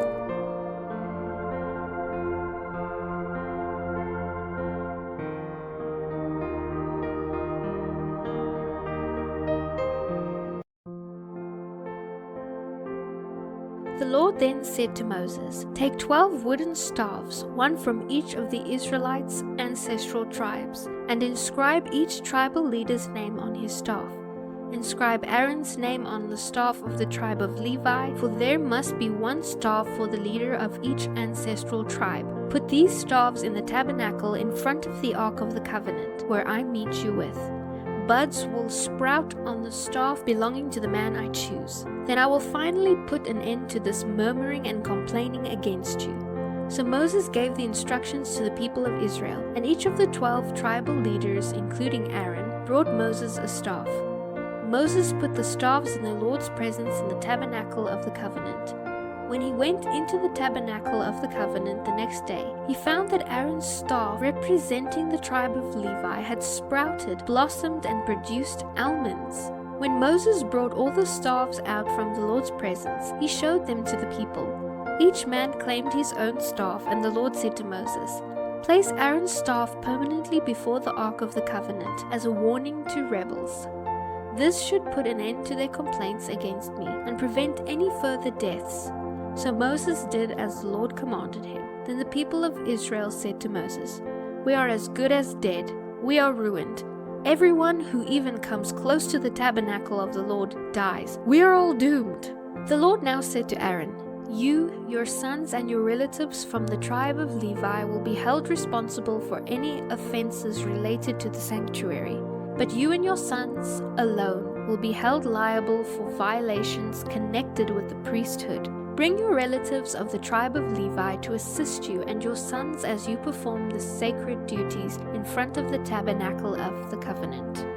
But as the Levites go about their duties under your supervision, they must be careful not to touch any of the sacred objects or the altar. If they do, both you and they will die. The Levites must join with you to fulfill their responsibilities for the care and maintenance of the tabernacle, but no one who is not a Levite may officiate with you. You yourselves must perform the sacred duties within the sanctuary and at the altar. If you follow these instructions, the Lord's anger will never again blaze against the people of Israel. I myself have chosen your fellow Levites from among the Israelites to be your special assistants. They are dedicated to the Lord for service in the tabernacle. But you and your sons, the priests, must personally handle all the sacred service associated with the altar and everything within the inner curtain. I am giving you the priesthood as your special gift of service. Any other person who comes too near to the sanctuary will be put to death. The Lord gave these further instructions to Aaron. I have put the priests in charge of the holy gifts that are brought to me by the people of Israel. I have given these offerings to you and your sons as your regular share. You are allotted the portion of the most holy offering that is kept from the fire. From all the most holy offerings, including the grain offering, sin offerings, and guilt offerings, that portions belonged to you and your sons. You must eat it as a most holy offering. All the males may eat of it, and you must treat it as most holy. All the other offerings presented to me by the Israelites, by lifting them up before the altar, also belong to you as your regular share. Any member of your family who is ceremonially clean, male and female alike, may eat of these offerings. I also give you the harvest gifts brought by the people as offerings to the Lord, the best of the olive oil, wine, and grain. All the first fruits of the land that the people present to the Lord belong to you. Any member of your family who is ceremonially clean may eat this food. Whatever is specially set apart for the Lord also belongs to you. The firstborn of every mother, whether human or animal, that is offered to the Lord will be yours. But you must also redeem your firstborn sons and the firstborn males of ritually unclean animals. Redeem them when they are 1 month old. The redemption price is 5 pieces of silver, each piece weighing the same as the standard sanctuary shekel. However, you may not redeem the firstborn of cattle, sheep, or goats. They are holy and have been set apart for the Lord. Sprinkle their blood on the altar and burn their fat as an offering given by fire, very pleasing to the Lord. The meat of these animals will be yours, just like the breast and the right thigh that are presented by the lifting of them up before the altar. Yes, I am giving you all these holy offerings that the people of Israel bring to the Lord. They are for you and your sons and daughters, to be eaten as your regular share. This is an unbreakable covenant between the Lord and you and your descendants. The Lord continued to say to Aaron, "You priests will receive no inheritance of land or share of property among the people of Israel. I am your inheritance and your share. As for the tribe of Levi, your relatives, I will pay them for their service in the tabernacle with the tithes from the entire land of Israel. From now on, Israelites other than the priests and Levites are to stay away from the tabernacle. If they come too near, they will be judged guilty and die. The Levites must serve at the tabernacle, and they will be held responsible for any offenses against it. This is a permanent law among you. But the Levites will receive no inheritance of land among the Israelites, because I have given them the Israelites' tithes, which have been set apart as offerings to the Lord. This will be the Levites' share. That is why I said they would receive no inheritance of land among the Israelites. The Lord also told Moses, "Say this to the Levites, when you receive the tithes from the Israelites, give a tenth of the tithes you receive, a tithe of the tithe, to the Lord as a gift. The Lord will consider this to be your harvest offering, as though it were the first grain from your own threshing floor, or wine from your own winepress. You must present 1/10 of the tithe received from the Israelites as a gift to the Lord. From this you must present the Lord's portion to Aaron the priest. Be sure to set aside the best portions of the gifts given to you as your gifts to the Lord. Also tell the Levites, when you present the best part, it will be considered as though it came from your own threshing floor or winepress. The Levites and your families may eat this food any way you wish, for it is your compensation for serving in the tabernacle. You will not be considered guilty for accepting the Lord's tithes if you give the best portion to the priests. But be careful not to treat the holy gifts of the people of Israel as though they were common. If you do, you will die."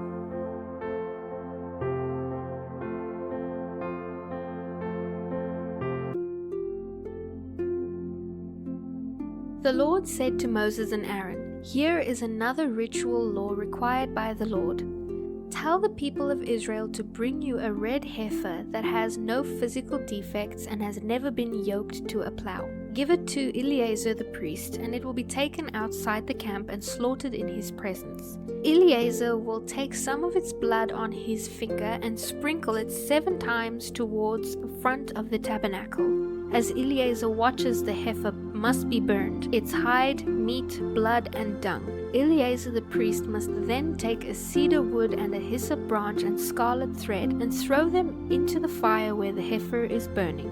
The priest then must wash his clothes and bathe himself in water. Afterward he may return to the camp, though he will remain ceremonially unclean until evening. The man who burns the animal must also wash his clothes and bathe in water, and he too will remain unclean until evening. Then someone who is ceremonially clean will gather up the ashes of the heifer and place them in a purified place outside the camp. They will be kept there for the people of Israel to use in the water for the purification ceremony. This ceremony is performed for the removal of sins. The man who gathers up the ashes of the heifer must also wash his clothes, and he will remain ceremonially unclean until evening. This is a permanent law for the people of Israel and any foreigners who live among them. All those who touch a dead human body will be ceremonially unclean for 7 days.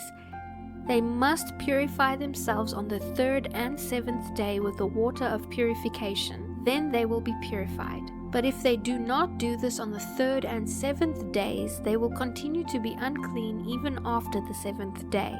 All those who touch a dead body and do not purify themselves in the proper way defile the Lord's tabernacle and will be cut off from the community of Israel. Since the water of purification was not sprinkled on them, their defilement continues. This is the ritual law that applies when someone dies in a tent. Those who enter the tent and those who were inside when the death occurred will be ceremonially unclean for 7 days. Any container in the tent that was not covered with a lid is also defiled. And if someone outdoors touches the corpse of someone who was killed with a sword or who died a natural death, or if someone touches a human bone or a grave, that person will be unclean for 7 days.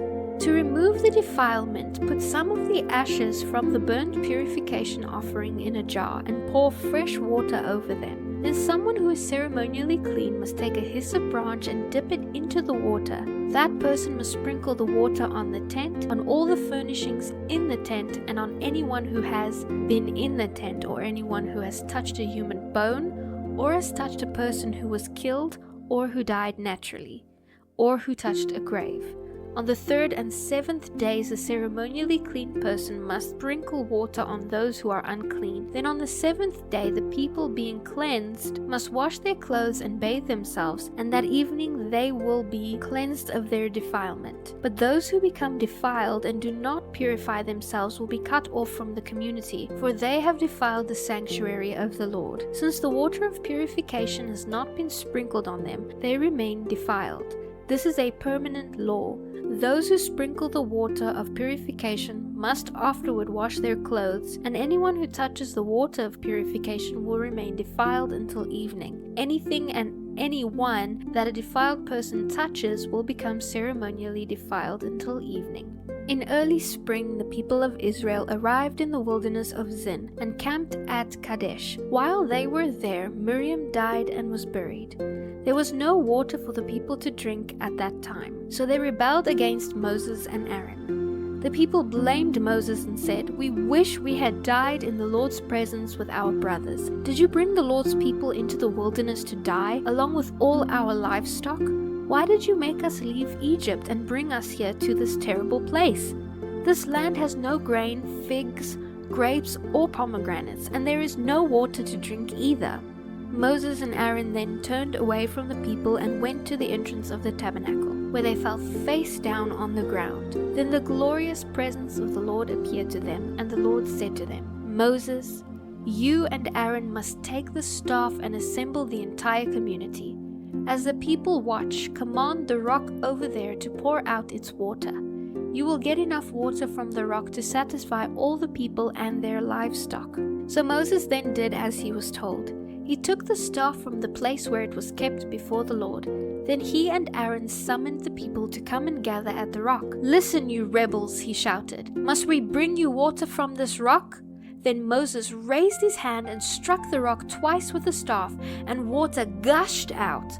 So all the people and their livestock drank their fill. But the Lord said to Moses and Aaron, "Because you did not trust me enough to demonstrate my holiness to the people of Israel, you will not lead them into the land I am giving them." This place was known as the waters of Meribah, because it was where the people of Israel argued with the Lord and where he demonstrated his holiness among them.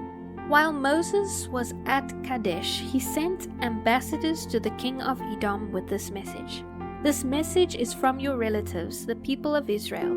You know all the hardships we have been through, and that our ancestors went down to Egypt. We lived there a long time and suffered as slaves to the Egyptians. But when we cried out to the Lord, he heard us and sent an angel who brought us out of Egypt. Now we are camped at Kadesh, a town on the border of the land. Please let us pass through your country. We will be careful not to go through your fields and vineyards. We won't even drink from your wells. We will stay on the king's road and never leave it until we have crossed the opposite border."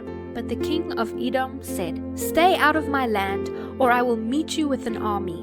The Israelites answered, "We will stay on the main road. If any of our flock drinks your water, we will pay for it. We only want to pass through your country, nothing else." But the king of Edom replied, "Stay out. You may not pass through our land." With that he mobilized his army and marched out to meet them with an imposing force. Because Edom refused to allow Israel to pass through the country, Israel was forced to turn around. The whole country of Israel left Kadesh as a group and arrived at Mount Hor.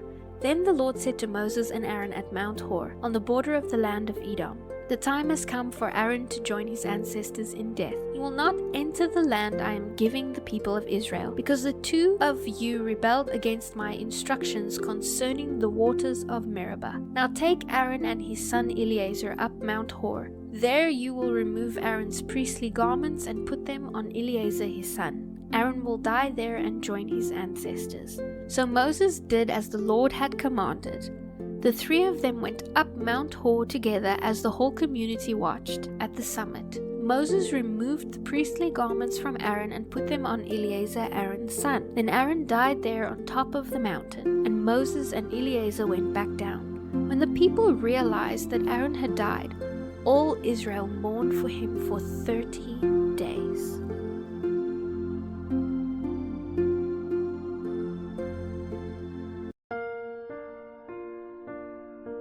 The Canaanite king of Arad, who lived in the Negev, heard that the Israelites were approaching on the road of Athrim. So he attacked the Israelites and took some of them as prisoners. Then the people of Israel made this vow to the Lord: "If you will help us conquer these people, we will completely destroy all their towns." The Lord heard their request and gave them victory over the Canaanites.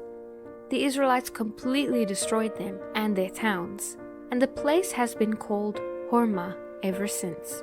Then the people of Israel set out from Mount Hor, taking the road to the Red Sea, to go around the land of Edom. But the people grew impatient along the way, and they began to murmur against God and Moses. "Why have you brought us out of Egypt to die here in the wilderness?" they complained. "There is nothing to eat here and nothing to drink, and we hate this wretched manna." So the Lord sent poisonous snakes among them, and many of them were bitten and died. Then the people came to Moses and cried out, "We have sinned by speaking against the Lord and against you. Pray that the Lord will take away the snakes." So Moses prayed for the people. The Lord then told him, "Make a replica of a poisonous snake and attach it to the top of a pole. Those who are bitten will live if they simply look at it." So Moses made a snake out of bronze and attached it to the top of a pole. Whenever those who were bitten looked at the bronze snake, they were recovered. The Israelites traveled next to Oboth and camped there. Then they went on to Abarim in the wilderness of the eastern border of Moab. From there they traveled to the valley of Zered Brook and set up camp. Then they moved to the far side of the Arnon River in the wilderness, which is adjacent to the territory of the Amorites. The Arnon is the boundary line between the Moabites and the Amorites. For this reason, the book of the Wars of the Lord speaks of the town of Maheb in the area of Suphah, and the ravines and the Arnon River and its ravines, which extend as far as the settlement of Ar on the border of Moab.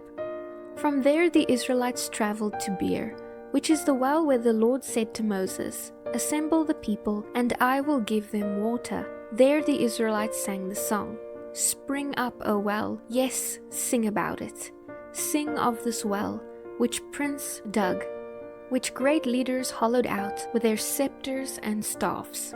Then the Israelites left the wilderness and proceeded on through Matana, Nahaliel, and Bamoth. Then they went to the valley in Moab, where Pisgah Peak overlooks the wasteland. The Israelites now sent ambassadors to King Sihon and the Amorites with this message: "Let us travel through your land. We will stay on the king's road until we have crossed your territory. We will not trample your fields or touch your vineyards or drink your well water." But King Sihon refused to let them cross his land. Instead, he mobilized his entire army and attacked Israel in the wilderness, engaging them in battle at Zahaz. But the Israelites slaughtered them and occupied their land from the Arnon River to the Jabbok River.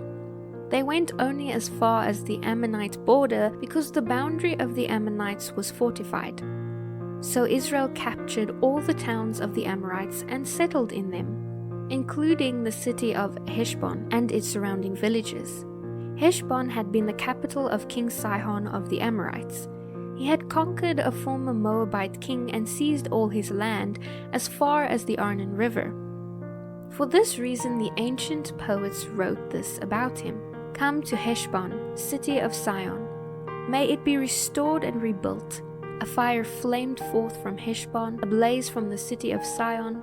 It burned the city of Ar in Moab. It destroyed the rulers of Arnon Heights. Your destruction is certain, O people of Moab. You are finished, O worshippers of Shemosh. Shemosh has left his sons as refugees and his daughters as captives of Sihon, the Amorite king. We utterly destroyed them, all the way from Heshbon to Dibon. We have completely wiped them out as far away as Nophah and Medeba." So the people of Israel occupied the territory of the Amorites. After Moses sent men to explore the Jazer area, they captured all the towns in the region and drove out the Amorites who lived there. They then turned and marched toward Bashan. But King Og of Bashan and all his people attacked them at Edrei. The Lord said to Moses, "Do not be afraid of him, for I have given you victory over Og and his entire army, giving you all his land. You will do the same to him as you did to King Sihon of the Amorites, who ruled the Heshbon." And Israel was victorious and killed King Og, his sons and his subjects. Not a single survivor remained. Then Israel occupied their land. Then the people of Israel traveled to the plains of Moab and camped east of the Jordan River across from Jericho. Balak son of Zippor, the Moabite king, knew what the Israelites had done to the Amorites, and when they saw how many Israelites there were, he and his people were terrified. The king of Moab said to the leaders of Midian, This mob will devour everything in sight like an ox devours grass. So Balak, king of Moab, sent messengers to Balaam, son of Beor, who was living in his native land of Pethor, near the Euphrates River. He sent this message to request that Balaam come help them. As vast horder of people has arrived from Egypt, they cover the face of the earth and are threatening me. Please come and curse them for me, because they are so numerous. Then perhaps I will be able to conquer them and drive them from the land. I know that blessing fall on the people you bless. I also know that the people you curse are doomed. Balak's messengers, officials of Moab and Midian, set out and took money with them to pay Balaam's to curse Israel. They went to Balaam and urgently explained to him what Balak wanted. "Stay here overnight," Balaam said. "In the morning I will tell you whatever the Lord directs me to say." So the officials of Moab stayed there with Balaam. That night God came to Balaam and asked him, "Who are these men with you?" So Balaam said to God, "Balak son of Zippor, king of Moab, has sent me this message. A vast horde of people have come from Egypt and has spread out over the whole land. Come at once to curse them. Perhaps then I will be able to conquer them and drive them from the land." "Do not go with them," God told Balaam. "You are not to curse these people, for I have blessed them." The next morning Balaam got up and took Balak's officials. "Go on home, the Lord will not let me go with you." So the Moabite officials returned to the king Balak and reported, "Balaam refused to come with us." Then Balak tried again. This time he sent a larger number of even more distinguished officials than those he had sent the first time. They went to Balaam and gave him this message. "This is what Balak son of Zippor says. Please don't let anything stop you from coming. I will pay you well and do anything you ask of me. Just come and curse these people for me." But Balaam answered them, "Even if Balak were to give me a palace filled with silver and gold, I would be powerless to do anything against the will of the Lord my God. But stay here one more night to see if the Lord has anything else to say to me." That night God came to Balaam and told him, "Since these men have come for you, get up and go with them, but be sure to do only what I tell you to do." So the next morning Balaam saddled his donkey and started off with the Moabite officials. But God was furious that Balaam was going, so he sent the angel of the Lord to stand in the road to block his way. As Balaam and 2 servants were riding along, Balaam's donkey suddenly saw the angel of the Lord standing in the road with a drawn sword in his hand. The donkey bolted off the road into a field, but Balaam beat it and turned it back onto the road. Then the angel of the Lord stood at a place where the road narrowed between 2 vineyard walls. When the donkey saw the angel of the Lord standing there, it tried to squeeze by and crushed Balaam's foot against the wall. So Balaam beat the donkey again. Then the angel of the Lord moved farther down the road and stood in a place so narrow that the donkey could not get by at all. This time, when the donkey saw the angel, it lay down under Balaam. In a fit of rage, Balaam beat it again with his staff. Then the Lord caused the donkey to speak. "What have I done to you that deserves your beating me these 3 times?" it asked Balaam. "Because you have made me look like a fool," Balaam shouted. "If I had a sword with me, I would kill you. But I am the same donkey you always ride on," the donkey answered. "Have I ever done anything like this before?" "No," he admitted. Then the Lord opened Balaam's eyes, and he saw the angel of the Lord standing in the roadway with a drawn sword in his hand. Balaam fell face down on the ground before him. "Why did you beat your donkey those 3 times?" the angel of the Lord demanded. "I have come to block your way because you are stubbornly resisting me. 3 times the donkey saw me and shied away. Otherwise I would certainly have killed you by now and spared the donkey." Then Balaam confessed to the angel of the Lord, "I have sinned. I did not realize you were standing in the road to block my way. I will go back home if you are against my going." But the angel of the Lord told him, "Go with these men, but you may say only what I tell you to say." So Balaam went on with Balak's officials. When King Balak heard that Balaam was on his way, he went out to meet him at the Moabite town on the Arnon River, at the border of his land. "Did I not send you an urgent invitation? Why didn't you come right away?" Balak asked Balaam. "Didn't you believe me when I said I would reward you richly?" Balaam replied, "I have come, but I have no power to say just anything. I will speak only the messages that God gives me." Then Balaam accompanied Balak to Kiriath Huzoth, where the king sacrificed cattle and sheep. He sent portions of the meat to Balaam and the officials who were with him. The next morning Balak took Balaam up the Bamoth Baal. From there he could see the people of Israel spread out below him.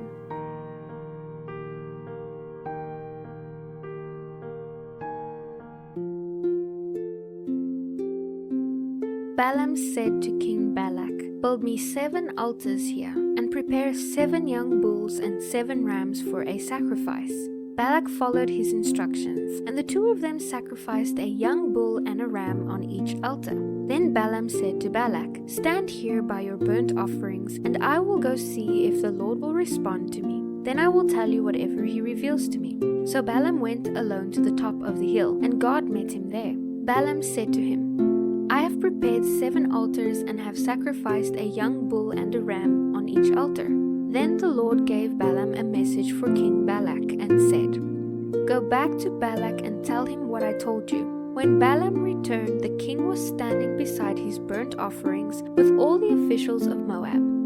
This was the prophecy Balaam delivered. "Balak summoned me to come from Aram. The king of Moab brought me from the eastern hills. 'Come,' he said, 'curse Jacob for me. Come and announce Israel's doom.' But how can I curse those whom God has not cursed? How can I condemn those whom the Lord has not condemned? I see them from the cliff tops. I watch them from the hills. I see a people who live by themselves, set apart from other nations. Who can count Jacob's descendants as numerous as dust? Who can count even a fourth of Israel's people? Let me die like the righteous. Let my life end like theirs." Then King Balak demanded of Balaam, "What have you done to me? I brought you to curse my enemies. Instead you have blessed them." But Balaam replied, "Can I say anything except what the Lord tells me?" Then King Balak told him, "Come with me to another place. There you will see only a portion of the nation of Israel. Curse at least that many." So Balak took Balaam to the plateau of Zophim on Pisgah Peak. He built 7 altars there and offered a young bull and a ram on each altar. Then Balaam said to the king, "Stand here by your burnt offering while I go meet with the Lord." The Lord met Balaam and gave him a message. Then he said, "Go back to Balak and give him this message." So Balaam returned to the place where the king and the officials of Moab were standing beside Balak's burnt offerings. "What did the Lord say?" Balak asked eagerly. This was the prophecy Balaam delivered. "Rise up, Balak, and listen. Hear me, son of Zippor. God is not a man that he should lie. He is not a human that he should change his mind. Has he ever spoken and failed to act? Has he ever promised and not carried it through? I received a command to bless. He has blessed, and I cannot reverse it. No misfortune is in the sight of Jacob. No trouble is in store for Israel. For the Lord their God is with them. He has been proclaimed their king. God has brought them out of Egypt. He is like a strong ox for them. No curse can touch Jacob. No sorcery has any power against Israel. For now it will be said of Jacob, 'What wonders God has done for Israel.' These people rise up like a lioness. Like a majestic lion they stand. They refuse to rest until they have feasted on prey, drinking the blood of the slaughtered." Then Balak said to Balaam, "If you aren't going to curse them, at least don't bless them." But Balaam replied, "Didn't I tell you that I must do whatever the Lord tells me?" Then King Balak said to Balaam, "Come, I will take you to yet another place. Perhaps it will please God to let you curse them from there." So Balak took Balaam to the top of Mount Peor, overlooking the wasteland. Balaam again told Balak, "Build me 7 altars and prepare me 7 young bulls and 7 rams for a sacrifice." So Balak did as Balaam ordered and offered a young bull and a ram on each altar. By now Balaam realized that the Lord intended to bless Israel. So he did not resort to divination as he often did. Instead, he turned and looked out towards the wilderness, where he saw the people of Israel camped, tribe by tribe. Then the Spirit of God came upon him, and this is the prophecy he delivered. This is the prophecy of Balaam son of Beor, the prophecy of the man whose eyes see clearly, who hears the words of God, who sees a vision from the Almighty, who falls down with his eyes wide open. How beautiful are your tents, O Jacob! How lovely are your homes, O Israel! They spread before me like groves of palms. like fruitful gardens by the riverside. They are like aloes planted by the Lord, like cedars beside the waters. Water will gush out in buckets. Their offspring are supplied with all they need. Their king will be greater than Agag. Their kingdom will be exalted. God brought them up from Egypt, drawing them along like wild oxen. He devours all the nations that oppose him, breaking their bones in pieces, shooting them with arrows. Like a lion, Israel crouches and lies down, like a lioness who dares to arouse her. Blessed is everyone who blesses you, O Israel, and cursed is everyone who curses you. King Balak flew into a rage against Balaam. He angrily clapped his hands and shouted, "I called you to curse my enemies. Instead, you have blessed them 3 times. Now get out of here. Go back home. I had planned to reward you richly, but the Lord has kept you from your reward." Balaam told Balak, "Don't you remember what I told your messengers? I said, even if Balak were to give me a palace filled with silver and gold, I am powerless to do anything against the will of the Lord. I told you that I could say only what the Lord says. Now I am returning to my own people, but first let me tell you what the Israelites will do to your people in the future." This is the prophecy Balaam delivered. This is the message of Balaam son of Beor, the prophesy of the man whose eyes see clearly, who hears the words of God, who has knowledge from the Most High, who sees a vision from the Almighty, who falls down with eyes wide open. See him, but not in the present time. I perceive him, but far in the distant future. A star will rise from Jacob, a scepter will emerge from Israel. I will crush the foreheads of Moab's people, cracking the skulls of the people of Sheth. Edom will be taken over, and Seir, its enemies, will be conquered. While Israel continues on its triumph, a ruler will rise in Jacob, who will destroy the survivors of Ir. Then Balaam looked over at the people of Amalek and delivered this prophecy. Amalek was the greatest of nations, but its destiny is destruction. Then he looked over at the Kenites and prophesied, "You are strongly situated. Your nest is set in the rocks. But the Kenites will be destroyed when Assyria takes you captive." Balaam concluded his prophecies by saying, "Alas, who can survive when God does this? Ships will come from the coasts of Cyprus. They will oppress both Assyria and Eber, but they too will be utterly destroyed." Then Balaam and Balak returned to their homes.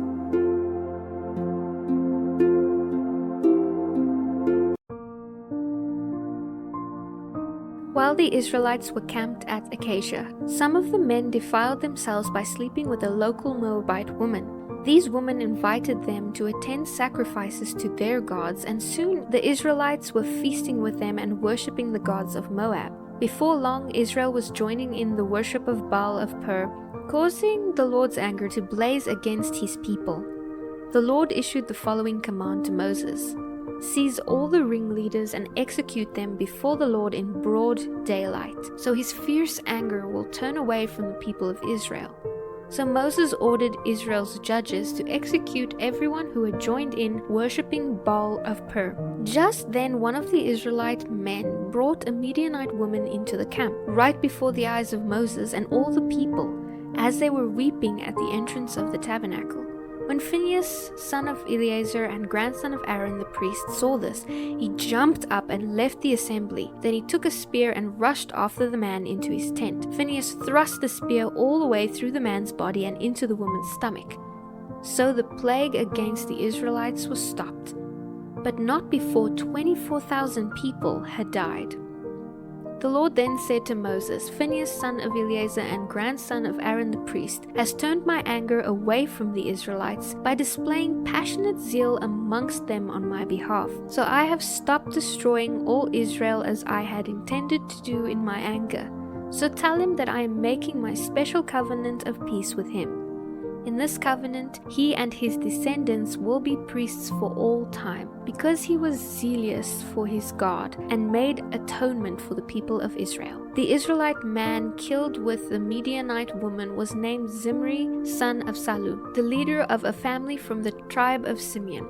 The woman's name was Cosbi. She was the daughter of Zur, the leader of the Midianite clan. Then the Lord said to Moses, "Attack the Midianites and destroy them, because they assaulted you with deceit by tricking you into worshipping Baal of Per." And because of Cosbi, the daughter of the Midianite leader, who was killed on the day of plague. After the plague had ended, the Lord said to Moses and Eleazar, son of Aaron the priest, "Take a census of all the men of Israel who are 20 years old or older, to find out how many of each family are of military age." At that time, the entire nation of Israel was camped on the plains of Moab beside the river of Jordan, across from Jericho. So Moses and Eleazar the priest issued these census instructions to the leaders of Israel. Count all the men of Israel 20 years old and older, just as the Lord commanded Moses.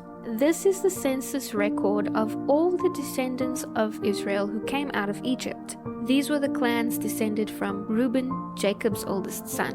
The Hanokite clan, named after his ancestor Hanok. Paluite clan, named after its ancestor Palu. The Hezronite clan, named after its ancestor Hezron. The Carmite clan, named after its ancestor Carmi. The men from all the clans of Reuben numbered 43,730.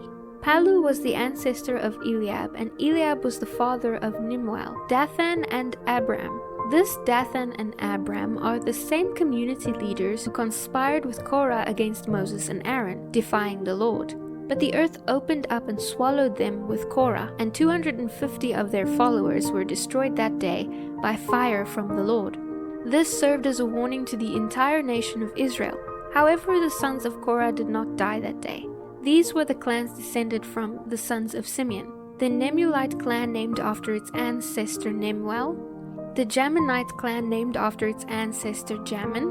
The Jachinite clan, named after its ancestors Jachin. The Jerahite clan, named after its ancestor Jerah. The Shaluite clan, named after its ancestor Shal. The men from all the clans of Simeon numbered 22,200. These were the clans descended from the sons of Gad. The Zephirite clan, named after its ancestor Zephon. The Haggite clan, named after its ancestor Haggi. The Shunite clan, named after its ancestor Shunai. The Ozanite clan, named after its ancestor Uznai. The Erite clan, named after its ancestor Eri. The Aradite clan, named after its ancestor Aradai. The Arelite clan, named after its ancestor Arelai. The tribe of Judah. Judah had two sons, Er and Onan, who had died in the land of Canaan, but the following clans descended from Judah's surviving sons. The Shelanite clan, named after its ancestor Shelah. The Perizzite clan, named after its ancestor Perez. The Zerahite clan, named after its ancestor Zerah. These were the subclans descended from the Perizzites. The Hezronites, named after their ancestor Hezron. The Hamulites, named after their ancestor Hamul. The men from all the clans of Judah numbered 76,500. The tribe of Issachar. These were the clans descended from the sons of Issachar. The Toalite clan, named after its ancestor Tola. Puite clan, named after its ancestor Pua. The Jashabite clan, named after its ancestor Jashab. The Shimronite clan, named after its ancestor Shimron. The men from all the clans of Issachar numbered 64,300. The tribe of Zebulun. These were the clans descended from the sons of Zebulun. The Seredite clan, named after its ancestor Sered. The Elonite clan, named after its ancestor Elon. The Jalilite clan, named after its ancestor Jalil. The men from all the clans of Zebulun numbered 60,500. The tribe of Manasseh. Two clans were descended from Joseph through Manasseh and Ephraim. These were the clans descended from Manasseh. The Machirite clan, named after its ancestor Machir. The Gileadite clan, named after its ancestor Gilead. These were the subclans descended from the Gileadites. The Lezerites, named after its ancestor Lezer. The Helekites, named after their ancestor Helek. The Azraelites, named after their ancestor Azrael. The Shechemites, named after their ancestor Shechem. The Shemedianites, named after their ancestor Shemida. The Hephronites, named after their ancestor Hepher. Hepher's son Zelophehad had no sons, but his daughters' names were Malal, Noah, Hoglah, Milcah, and Tirzah. The men from all the clans of Manasseh numbered 52,700. These were the clans descended from the sons of Ephraim. The Shehuthielite clan, named after its ancestor Shehuthiah. the Berekite clan named after its ancestor Becher, the Tahanite clan named after its ancestor Tahan. This was the subclan descended from the Shulethiites. The Aaronites named after their ancestor Aaron. The men from all the clans of Ephraim numbered 32,500. These clans of Manasseh and Ephraim were all descendants of Joseph.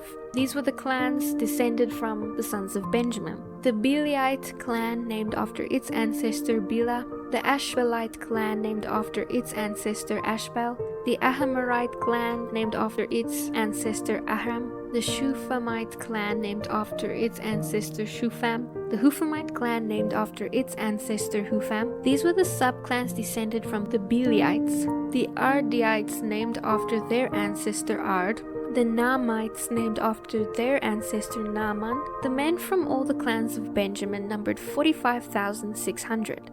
The tribe of Dan. These were the clans descended from the sons of Dan. The Shuhamite clan named after its ancestor Shuham. All the clans of Dan were Shuhamite clans, and the men from these clans numbered 64,400. These were the clans descended from the sons of Asher. The Imnite clan named after its ancestor Imnah, the Ishvite clan named after its ancestor Ishvi, the Beriite clan named after its ancestor Beria, the Herabites named after their ancestor Heber, the Malachalites named after their ancestor Malachil. Asher also had a daughter named Sarah. The men from all the clans of Asher numbered 53,400. The tribe of Naphtali. These were the clans descended from the sons of Naphtali. The Jahazielite clan named after its ancestor Jahaziel, the Junite clan named after its ancestor Juni, the Jezerite clan named after its ancestor Jezer, the Shilamite clan named after its ancestor Shilem. The men from all the clans of Naphtali numbered 45,400. So the total number of Israelite men counted in the census numbered 601,730. Then the Lord said to Moses, "Divide the land among the tribes in portions to their populations, as indicated by the census. Give the larger tribes more land and the smaller tribes less land, each group's inheritance reflecting the size of its population. Make sure you assign the land by lot and define the inheritance of each ancestral tribe by means of the census listing. Each inheritance must be assigned by lot among the larger and smaller tribes." This is the census record for the Levites, who were counted according to their clans. The Gershonite clan named after its ancestor Gershon, the Kohathite clan named after its ancestor Kohath, the Merarite clan named after its ancestor Merari, the Libnites and Hebronites, the Mahlites, the Mushites, and the Korahites were all subclans of the Levites. Now Kothan was the ancestor of Amram, and Amram's wife was named Joshechbed. She also was a descendant of Levi, born among the Levites in the land of Egypt. Amram and Joshechbed became the parents of Aaron, Moses, and their sister Miriam. To Aaron were born Nadab, Abihu, Eleazar, and Ithamar. But Nadab and Abihu died when they burnt before the Lord a different kind of fire than he had commanded. The men from the Levite clans who were 1 month old or older numbered 23,000.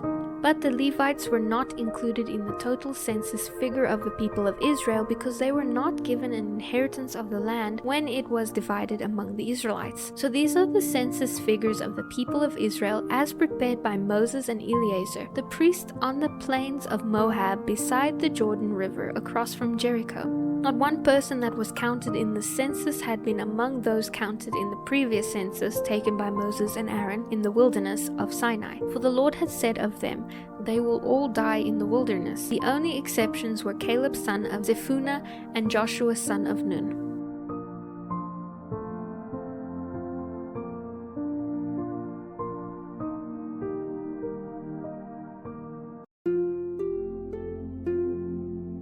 One day a petition was presented by the daughters of Zelophehad, Mahlah, Noah, Hoglah, Milcah, and Tirzah.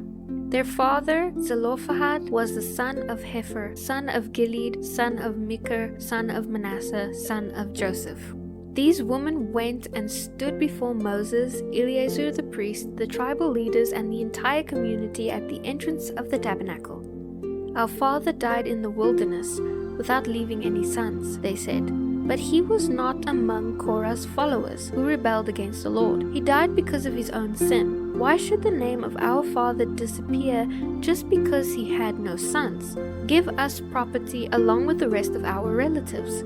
So Moses brought their case before the Lord. And the Lord replied to Moses, "The daughters of Zelophehad are right. You must give them an inheritance of land along with their father's relatives. Assign them the property that would have been given to their father. Moreover, announce this to the people of Israel. If a man dies and has no sons, then give his inheritance to his daughters. And if he has no daughters, turn his inheritance over to his brothers. If he has no brothers, give his inheritance to his father's brothers. But if his father has no brothers, pass on his inheritance to the nearest relative in his clan." The Israelites must observe this as a general legal requirement, just as the Lord had commanded Moses. One day the Lord said to Moses, "Climb to the top of the mountain east of the river and look out over the land I have given the people of Israel. After you have seen it, you will die as Aaron your brother did, for you both rebelled against my instructions in the wilderness of Zin. When the people of Israel rebelled, you failed to demonstrate my holiness to them at the waters. These are the waters of Meribah at Kadesh, in the wilderness of Zin." Then Moses said to the Lord, "O Lord, the God of the spirits of all living things, please appoint a new leader for the community. Give them someone who will lead them into battle, so the people of the Lord will not be like sheep without a shepherd."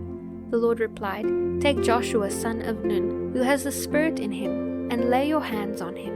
Present him to Eleazar the priest before the whole community, and publicly commission him with the responsibility of leading the people.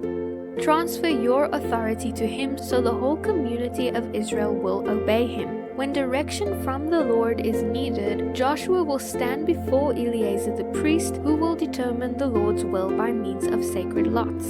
This is how Joshua and the rest of the community of Israel will discover what they should do." So Moses did as the Lord commanded, and presented Joshua to Eleazar the priest and the whole community. Moses laid his hands on him and commissioned him to his responsibilities, just as the Lord commanded through Moses. The Lord said to Moses, "Give these instructions to the people of Israel. The offerings you present to me by fire on the altar are food, and they are pleasing to me. See to it that they are brought at the appointed times and offered according to my instructions. Say to them, when you present your daily whole burnt offering to the Lord, you must offer 2 one-year-old male lambs with no physical defects. 1 lamb will be sacrificed in the morning and the other in the evening. With each lamb you must offer a grain offering of 2 quarts of choice flour mixed with 1 quart of olive oil. This is the regular burnt offering ordained at Mount Sinai, an offering made by fire, very pleasing to the Lord. Along with it you must present the proper drink offering, consisting of 1 quart of fermented drink with each lamb, poured out in the holy place as an offering to the Lord. Offer the 2nd lamb in the evening with the same grain offering and drink offering. It too is an offering made by fire, which is very pleasing to the Lord. On the Sabbath day, sacrifice 2 one-year-old male lambs with no physical defects. They must be accompanied by a grain offering of 3 quarts of choice flour, mixed with olive oil, and a drink offering.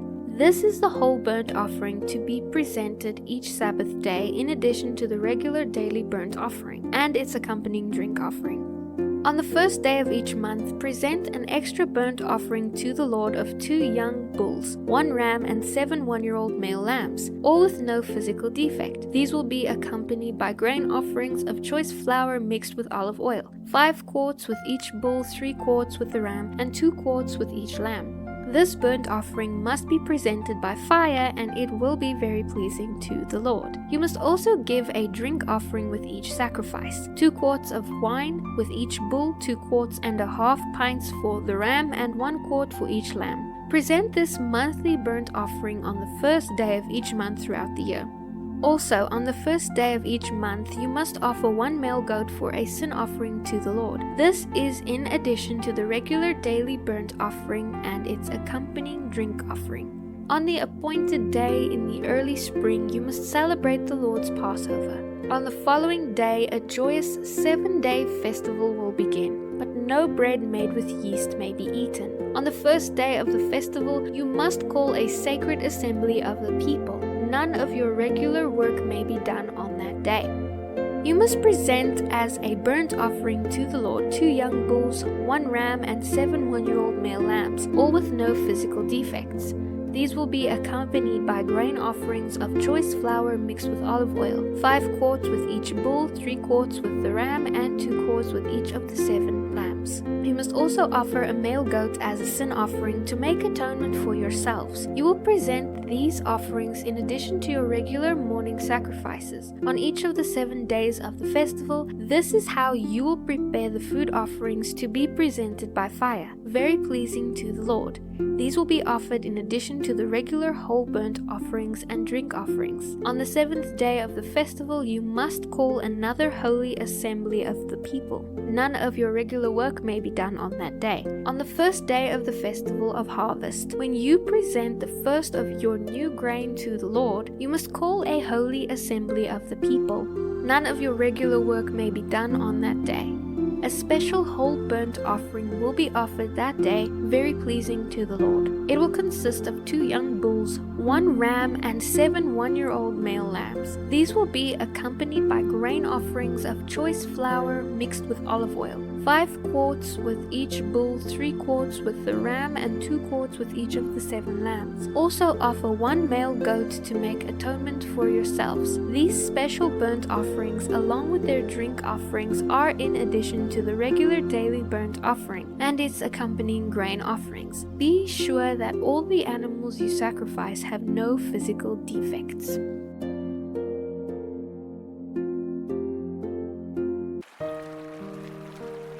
The Festival of Trumpets will be celebrated on the appointed day in early autumn each year. You must call a solemn assembly of the people on that day, and no regular work may be done. On that day you must present a burnt offering, very pleasing to the Lord. It will consist of 1 young bull, 1 ram, and 7 one-year-old male lambs, all with no physical defects. These must be accompanied by grain offerings of choice flour mixed with olive oil, 5 quarts with the bull, 3 quarts with the ram, and 2 quarts with each of the 7 lambs. In addition, you must sacrifice a male goat as a sin offering to make atonement for yourselves. These special sacrifices are in addition to your regular monthly and daily burnt offerings, and they must be given with their prescribed grain offerings and drink offerings. These offerings are given to the Lord by fire and are very pleasing to Him.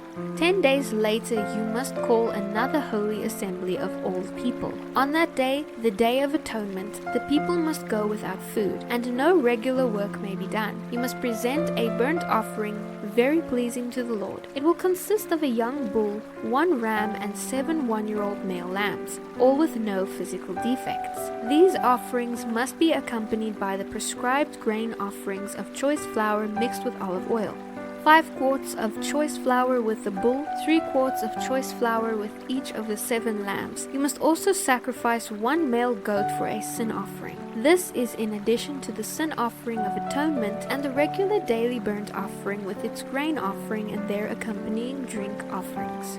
5 days later you must call yet another holy assembly of all the people, and on that day no regular work may be done. It is the beginning of the Festival of Shelters, a 7-day festival to the Lord.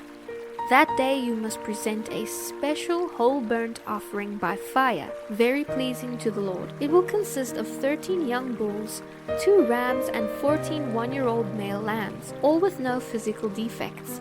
Each of these offerings must be accompanied by a grain offering of choice flour mixed with olive oil, 5 quarts for each of the 13 bulls, 3 quarts for each of the 2 rams, and 2 quarts for each of the 14 lambs.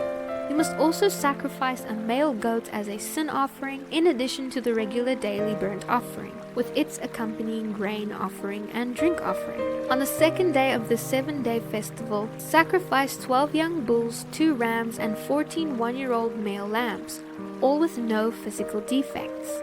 Each of these offerings of bulls, rams, and lambs must be accompanied by the prescribed grain offering and drink offering. You must also sacrifice a male goat as a sin offering in addition to the regular daily burnt offering, with its accompanying grain offering and drink offering.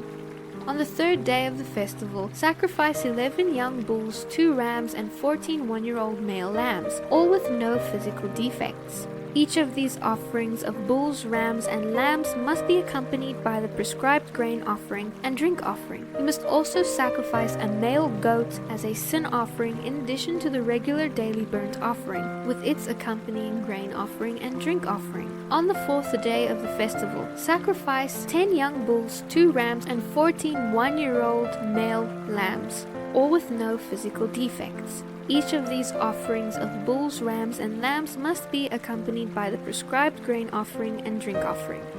You must also sacrifice a male goat as a sin offering in addition to the regular daily burnt offering with its accompanying grain offering and drink offering. On the fifth day of the festival, sacrifice 9 young bulls, 2 rams, and 14 one-year-old male lambs, all with no physical defects. Each of these offerings of bulls, rams, and lambs must be accompanied by the prescribed grain offering and drink offering. You must also sacrifice a male goat as a sin offering in addition to the regular daily burnt offering with the accompanying grain offering and drink offering. On the sixth day of the festival, sacrifice 8 young bulls, 2 rams, and 14 one-year-old male lambs, all with no physical defects. Each of these offerings of bulls, rams, and lambs must be accompanied by the prescribed grain offering and drink offering. You must also sacrifice a male goat as a sin offering in addition to the regular daily burnt offering, with its accompanying grain offering and drink offering. On the seventh day of the festivals, sacrifice 7 young bulls, 2 rams, and 14 one-year-old male lambs, all with no physical defects. Each of these offerings of bulls, rams, and lambs must be accompanied by the prescribed grain offering and drink offering. You must also sacrifice 1 male goat as a sin offering in addition to the regular daily burnt offering, with its accompanying grain offering and drink offering. On the 8th day of the festival, call all the people to another holy assembly. You must do no regular work on that day. You must present a burnt offering very pleasing to the Lord. It will consist of 1 young bull, 1 ram, and 7 one-year-old male lambs, all with no physical defects. Each of these offerings must be accompanied by the prescribed grain offering and drink offering. You must also sacrifice 1 male goat as a sin offering in addition to the regular daily burnt offering, with its accompanying grain offering and drink offering. You must present these offerings to the Lord at your annual festivals. These are in addition to the sacrifices and offerings you present in connection with vows or as freewill offerings, burnt offerings, grain offerings, drink offerings, or peace offerings. So Moses gave all these instructions to the people of Israel just as the Lord had commanded him. Now Moses summoned the leaders of the tribes of Israel and told them, "This is what the Lord has commanded. A man who makes a vow to the Lord or makes a pledge under oath must never break it. He must do exactly what he said he would do. If a young woman makes a vow to the Lord or a pledge under oath while she is still living at her father's home, and her father hears of the vow or pledge but says nothing, then all her vows and pledges will stand. But if her father refuses to let her fulfill the vow or pledge on the day he hears of this, then all her vows and pledges will become invalid. The Lord will forgive her because her father would not let her fulfill them. Now suppose a young woman takes a vow or makes an impulsive pledge and later marries. If her husband learns of her vow or pledge and raises no objections on that day that he hears of it, her vows and pledges will stand. But if her husband refuses to accept her vow or impulsive pledge on the day he hears of it, he nullifies her commitments and the Lord will forgive her. If, however, a woman is a widow or is divorced, she must fulfill all her vows and pledges no matter what. Suppose a woman is married and living in her husband's home. When she makes a vow or pledge, if her husband hears of it and does nothing to stop her, her vow or pledge will stand. But if her husband refuses to accept it on the day that he hears of it, her vow or pledge will be nullified and the Lord will forgive her. So her husband may either confirm or nullify any vows or pledges she makes to deny herself. But if he says nothing on the day he hears of it, then he is agreeing to it. If he waits more than a day and then tries to nullify a vow or pledge, he will suffer the consequences of her guilt. These are the regulations the Lord gave Moses concerning relationships between a man and his wife, and between a father and a young daughter who still lives at home.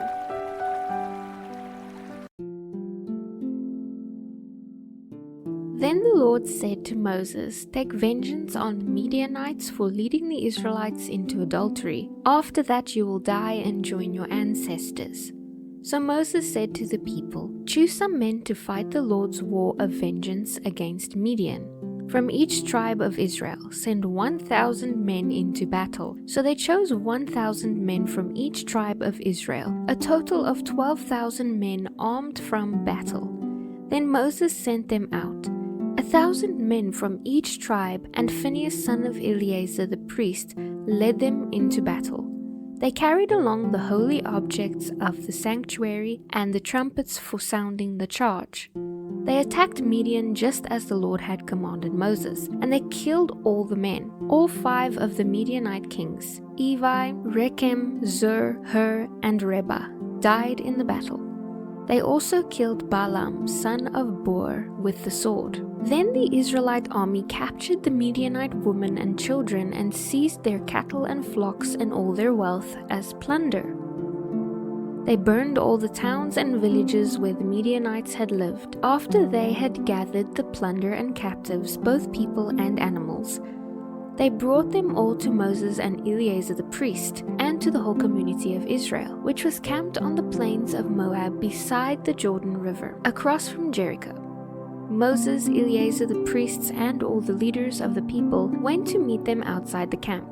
But Moses was furious with all the military commanders who had returned from the battle. "Why have you let all the women live?" he demanded. "These are the very ones who followed Balaam's advice and caused the people of Israel to rebel against the Lord at Mount Hor. They are the ones who caused the plague to strike the Lord's people. Now kill all the boys and all the women who have slept with a man. Only the young girls who are virgins may live.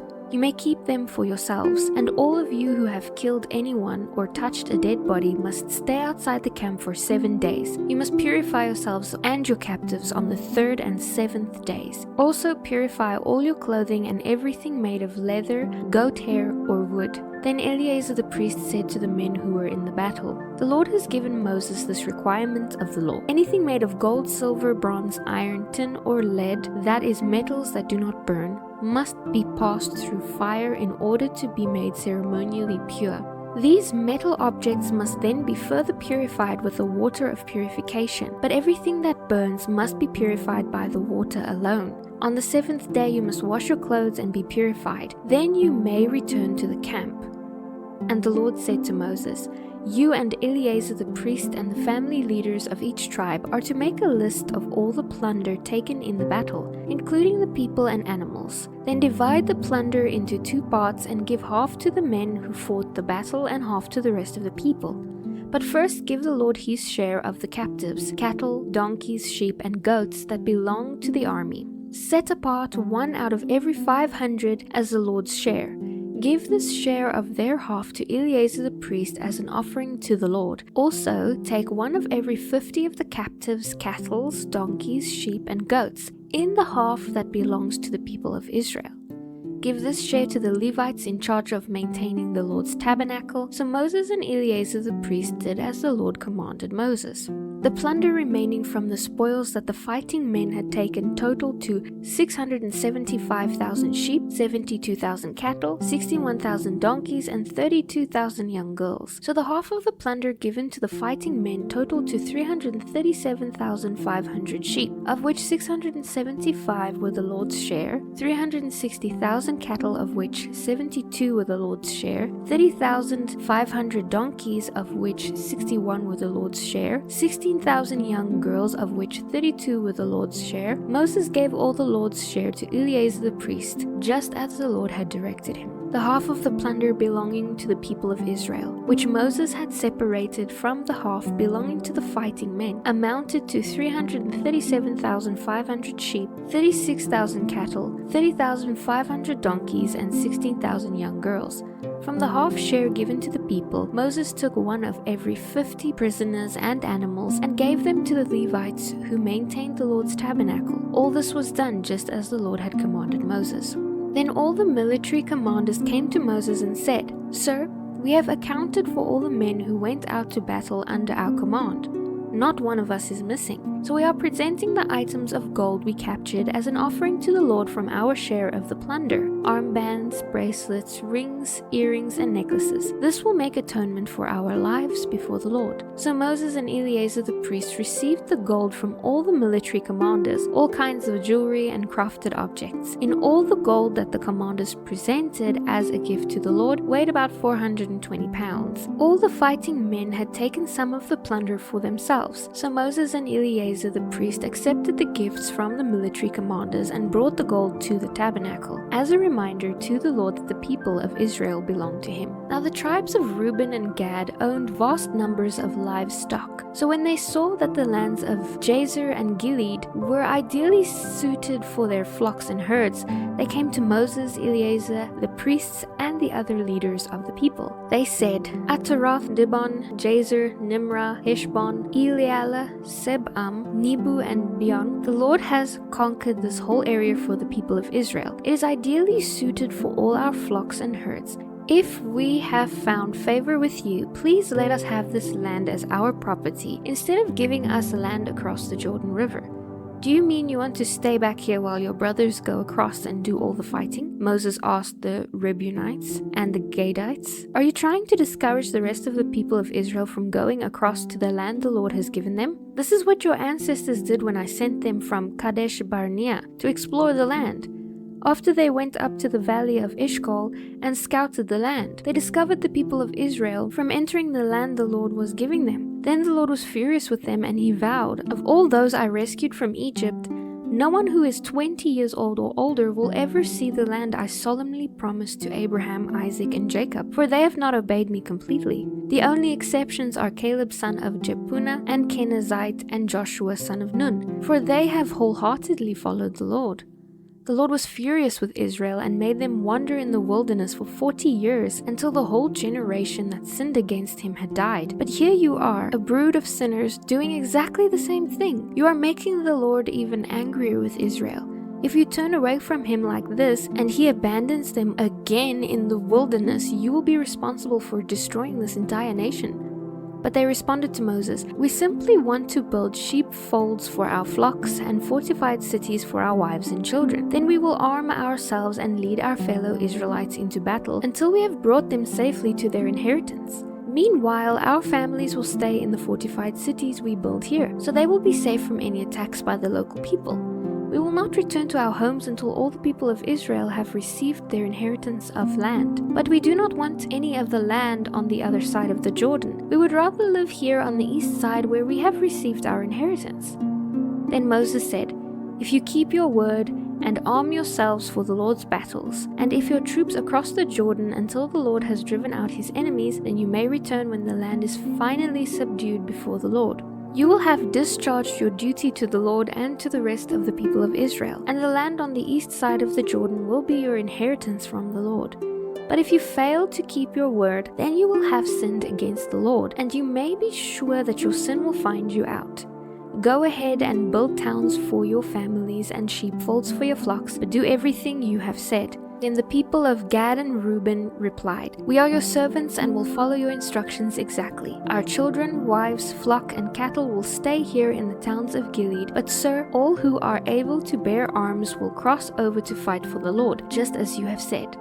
So Moses gave orders to Eleazar, Joshua, and the tribal leaders of Israel. He said, "If all the men of Gad and Reuben who are able to fight the Lord's battles cross the Jordan with you, then when the land is conquered, you must give them the land of Gilead as their property. But if they refuse to cross over and march ahead of you, then they must accept the land with the rest of you in the land of Canaan." The tribes of Gad and Reuben said again, "Sir, we will do as the Lord has commanded. We will cross the Jordan into Canaan fully armed to fight for the Lord. But our inheritance of the land will be here on this side of the Jordan." So Moses assigned to the tribes of Gad, Reuben, and half the tribe of Manasseh, son of Joseph, the territory of King Sihon of the Amorites and the land of Og of Bashan, the whole land with its towns and surrounding lands. They changed the names of some of the cities they conquered and rebuilt. Then the descendants of Machir of the tribe of Manasseh went to Gilead and conquered it, and they drove out the Amorites who were living there. So Moses gave Gilead the Machirites, descendants of Manasseh, and they lived there. The people of Jair, another clan of the tribe of Manasseh, captured many of the towns in Gilead and changed the name of that region to the towns of Jair. Meanwhile, a man named Noba captured the town of Kenath and its surrounding villages, and he renamed that area Noba after himself.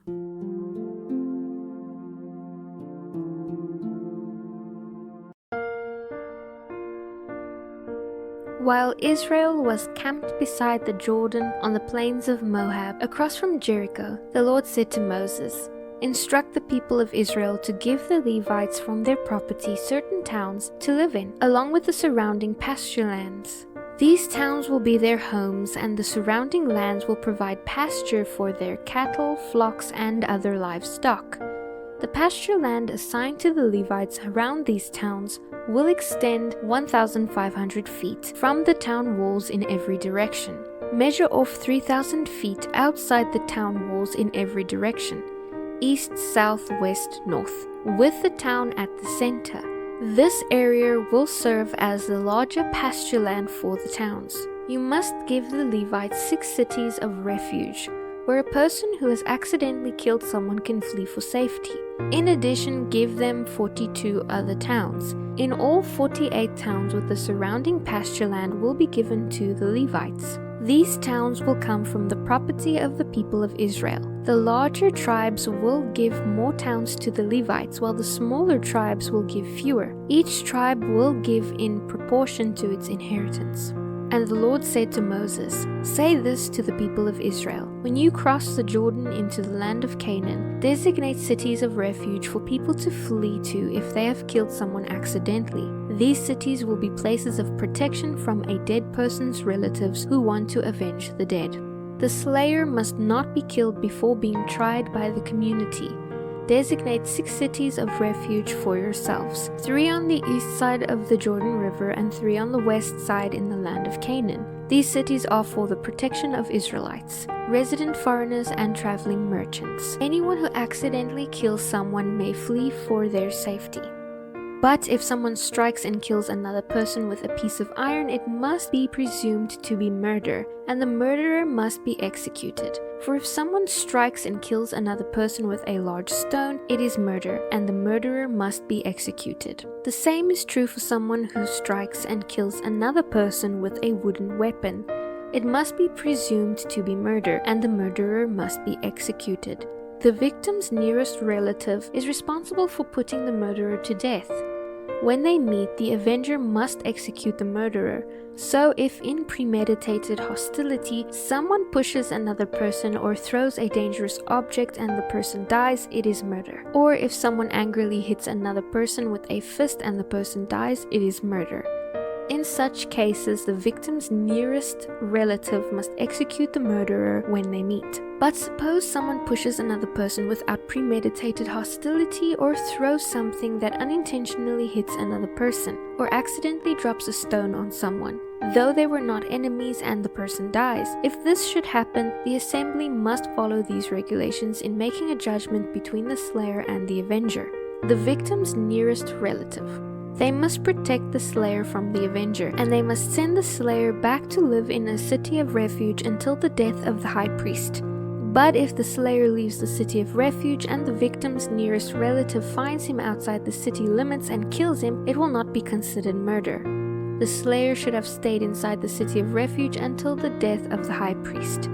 But after the death of the high priest, the slayer may return to his own property. These are permanent laws for you to observe from generation to generation wherever you may live. All murders must be executed, but only if there is more than one witness. No one may be put to death on the testimony of only one witness. Also, you must never accept ransom payment for the life of someone judged guilty of murder and subject to execution.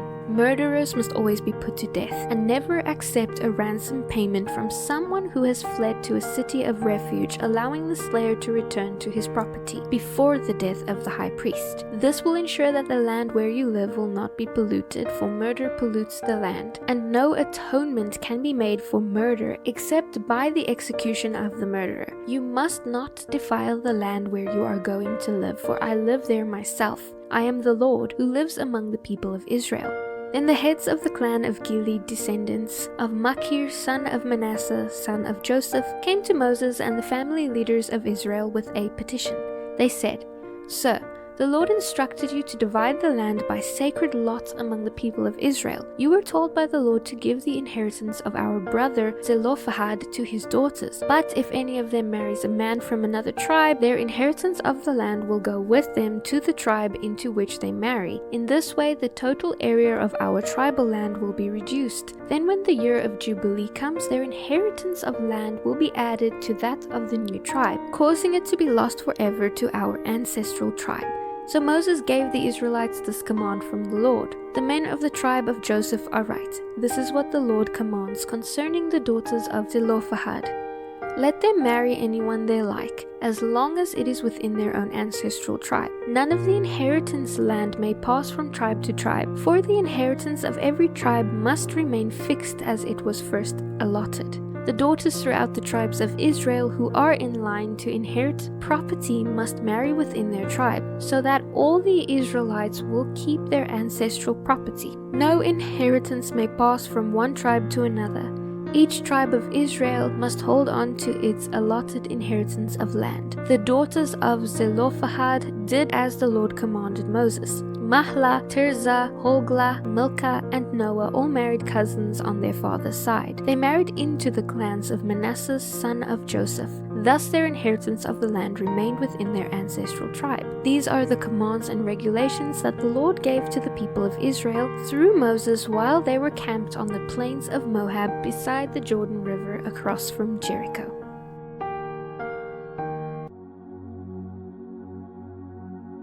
This is the itinerary the Israelites followed as they marched out of Egypt under the leadership of Moses and Aaron. At the Lord's direction, Moses kept a written record of their progress.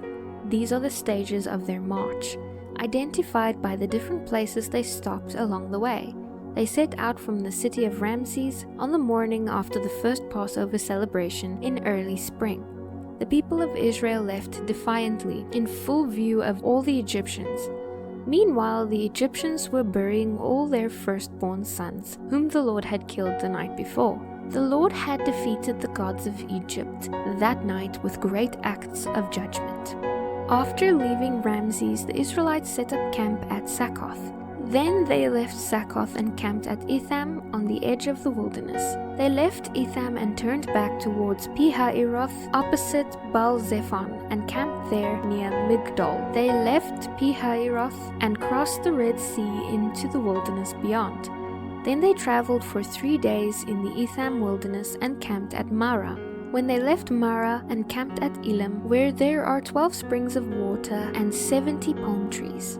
They left Elim and camped beside the Red Sea. They then left the Red Sea and camped in the Sin Desert. They left the Sin Desert and camped in Dophkah.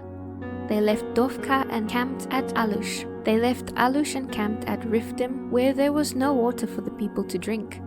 They left Rephidim and camped in the wilderness of Sinai. They left the wilderness of Sinai and camped at Kibroth Hattava. They left Kibroth Hattava and camped at Hazroth. They left Hazroth and camped at Rithmah. They left Rithmah and camped at Rimnon Perez. They left Rimnon Perez and camped in Libnah. They left Libnah and camped at Rissah. They left Rissah and camped at Kehelathah. They left Kehelathah and camped at Mount Sephir. They left Mount Sephir and camped at Haradah. They left Haradah and camped at Makheloth. They left Makheloth and camped at Tahath. They left Tahath and camped at Terah. They left Terah and camped at Mithkah. They left Mithkah and camped at Hashmonah. They left Hashmonah and camped at Moseroth. They left Mosroth and camped at Bene-Jaakan. They left Bene-Jaakan and camped at Hor-Haggidgad. They left Hor-Haggidgad and camped at Jotbatha. They left Jotbatha and camped at Abrona. They left Abrona and camped in Ezion-Geber. They left Ezion-Geber and camped in Kadesh in the wilderness of Zin. They left Kadesh and camped at Mount Hor at the border of Edom. While they were at the foot of Mount Hor, Aaron the priest was directed by the Lord to go up the mountain, and there he died. This happened on a day in midsummer, during the 14th year after Israel's departure from Egypt. Aaron was 123 years old when he died there on Mount Hor. It was then the Canaanite king of Arad, who lived in the Negev in the land of Canaan, heard that the people of Israel were approaching his land. Meanwhile, the Israelites left Mount Hor and camped at Zalmonah. Then they left Zalmonah and camped in Punon. They left Punon and camped at Oboth. They left Oboth and camped at Ai-Abarim on the border of Moab.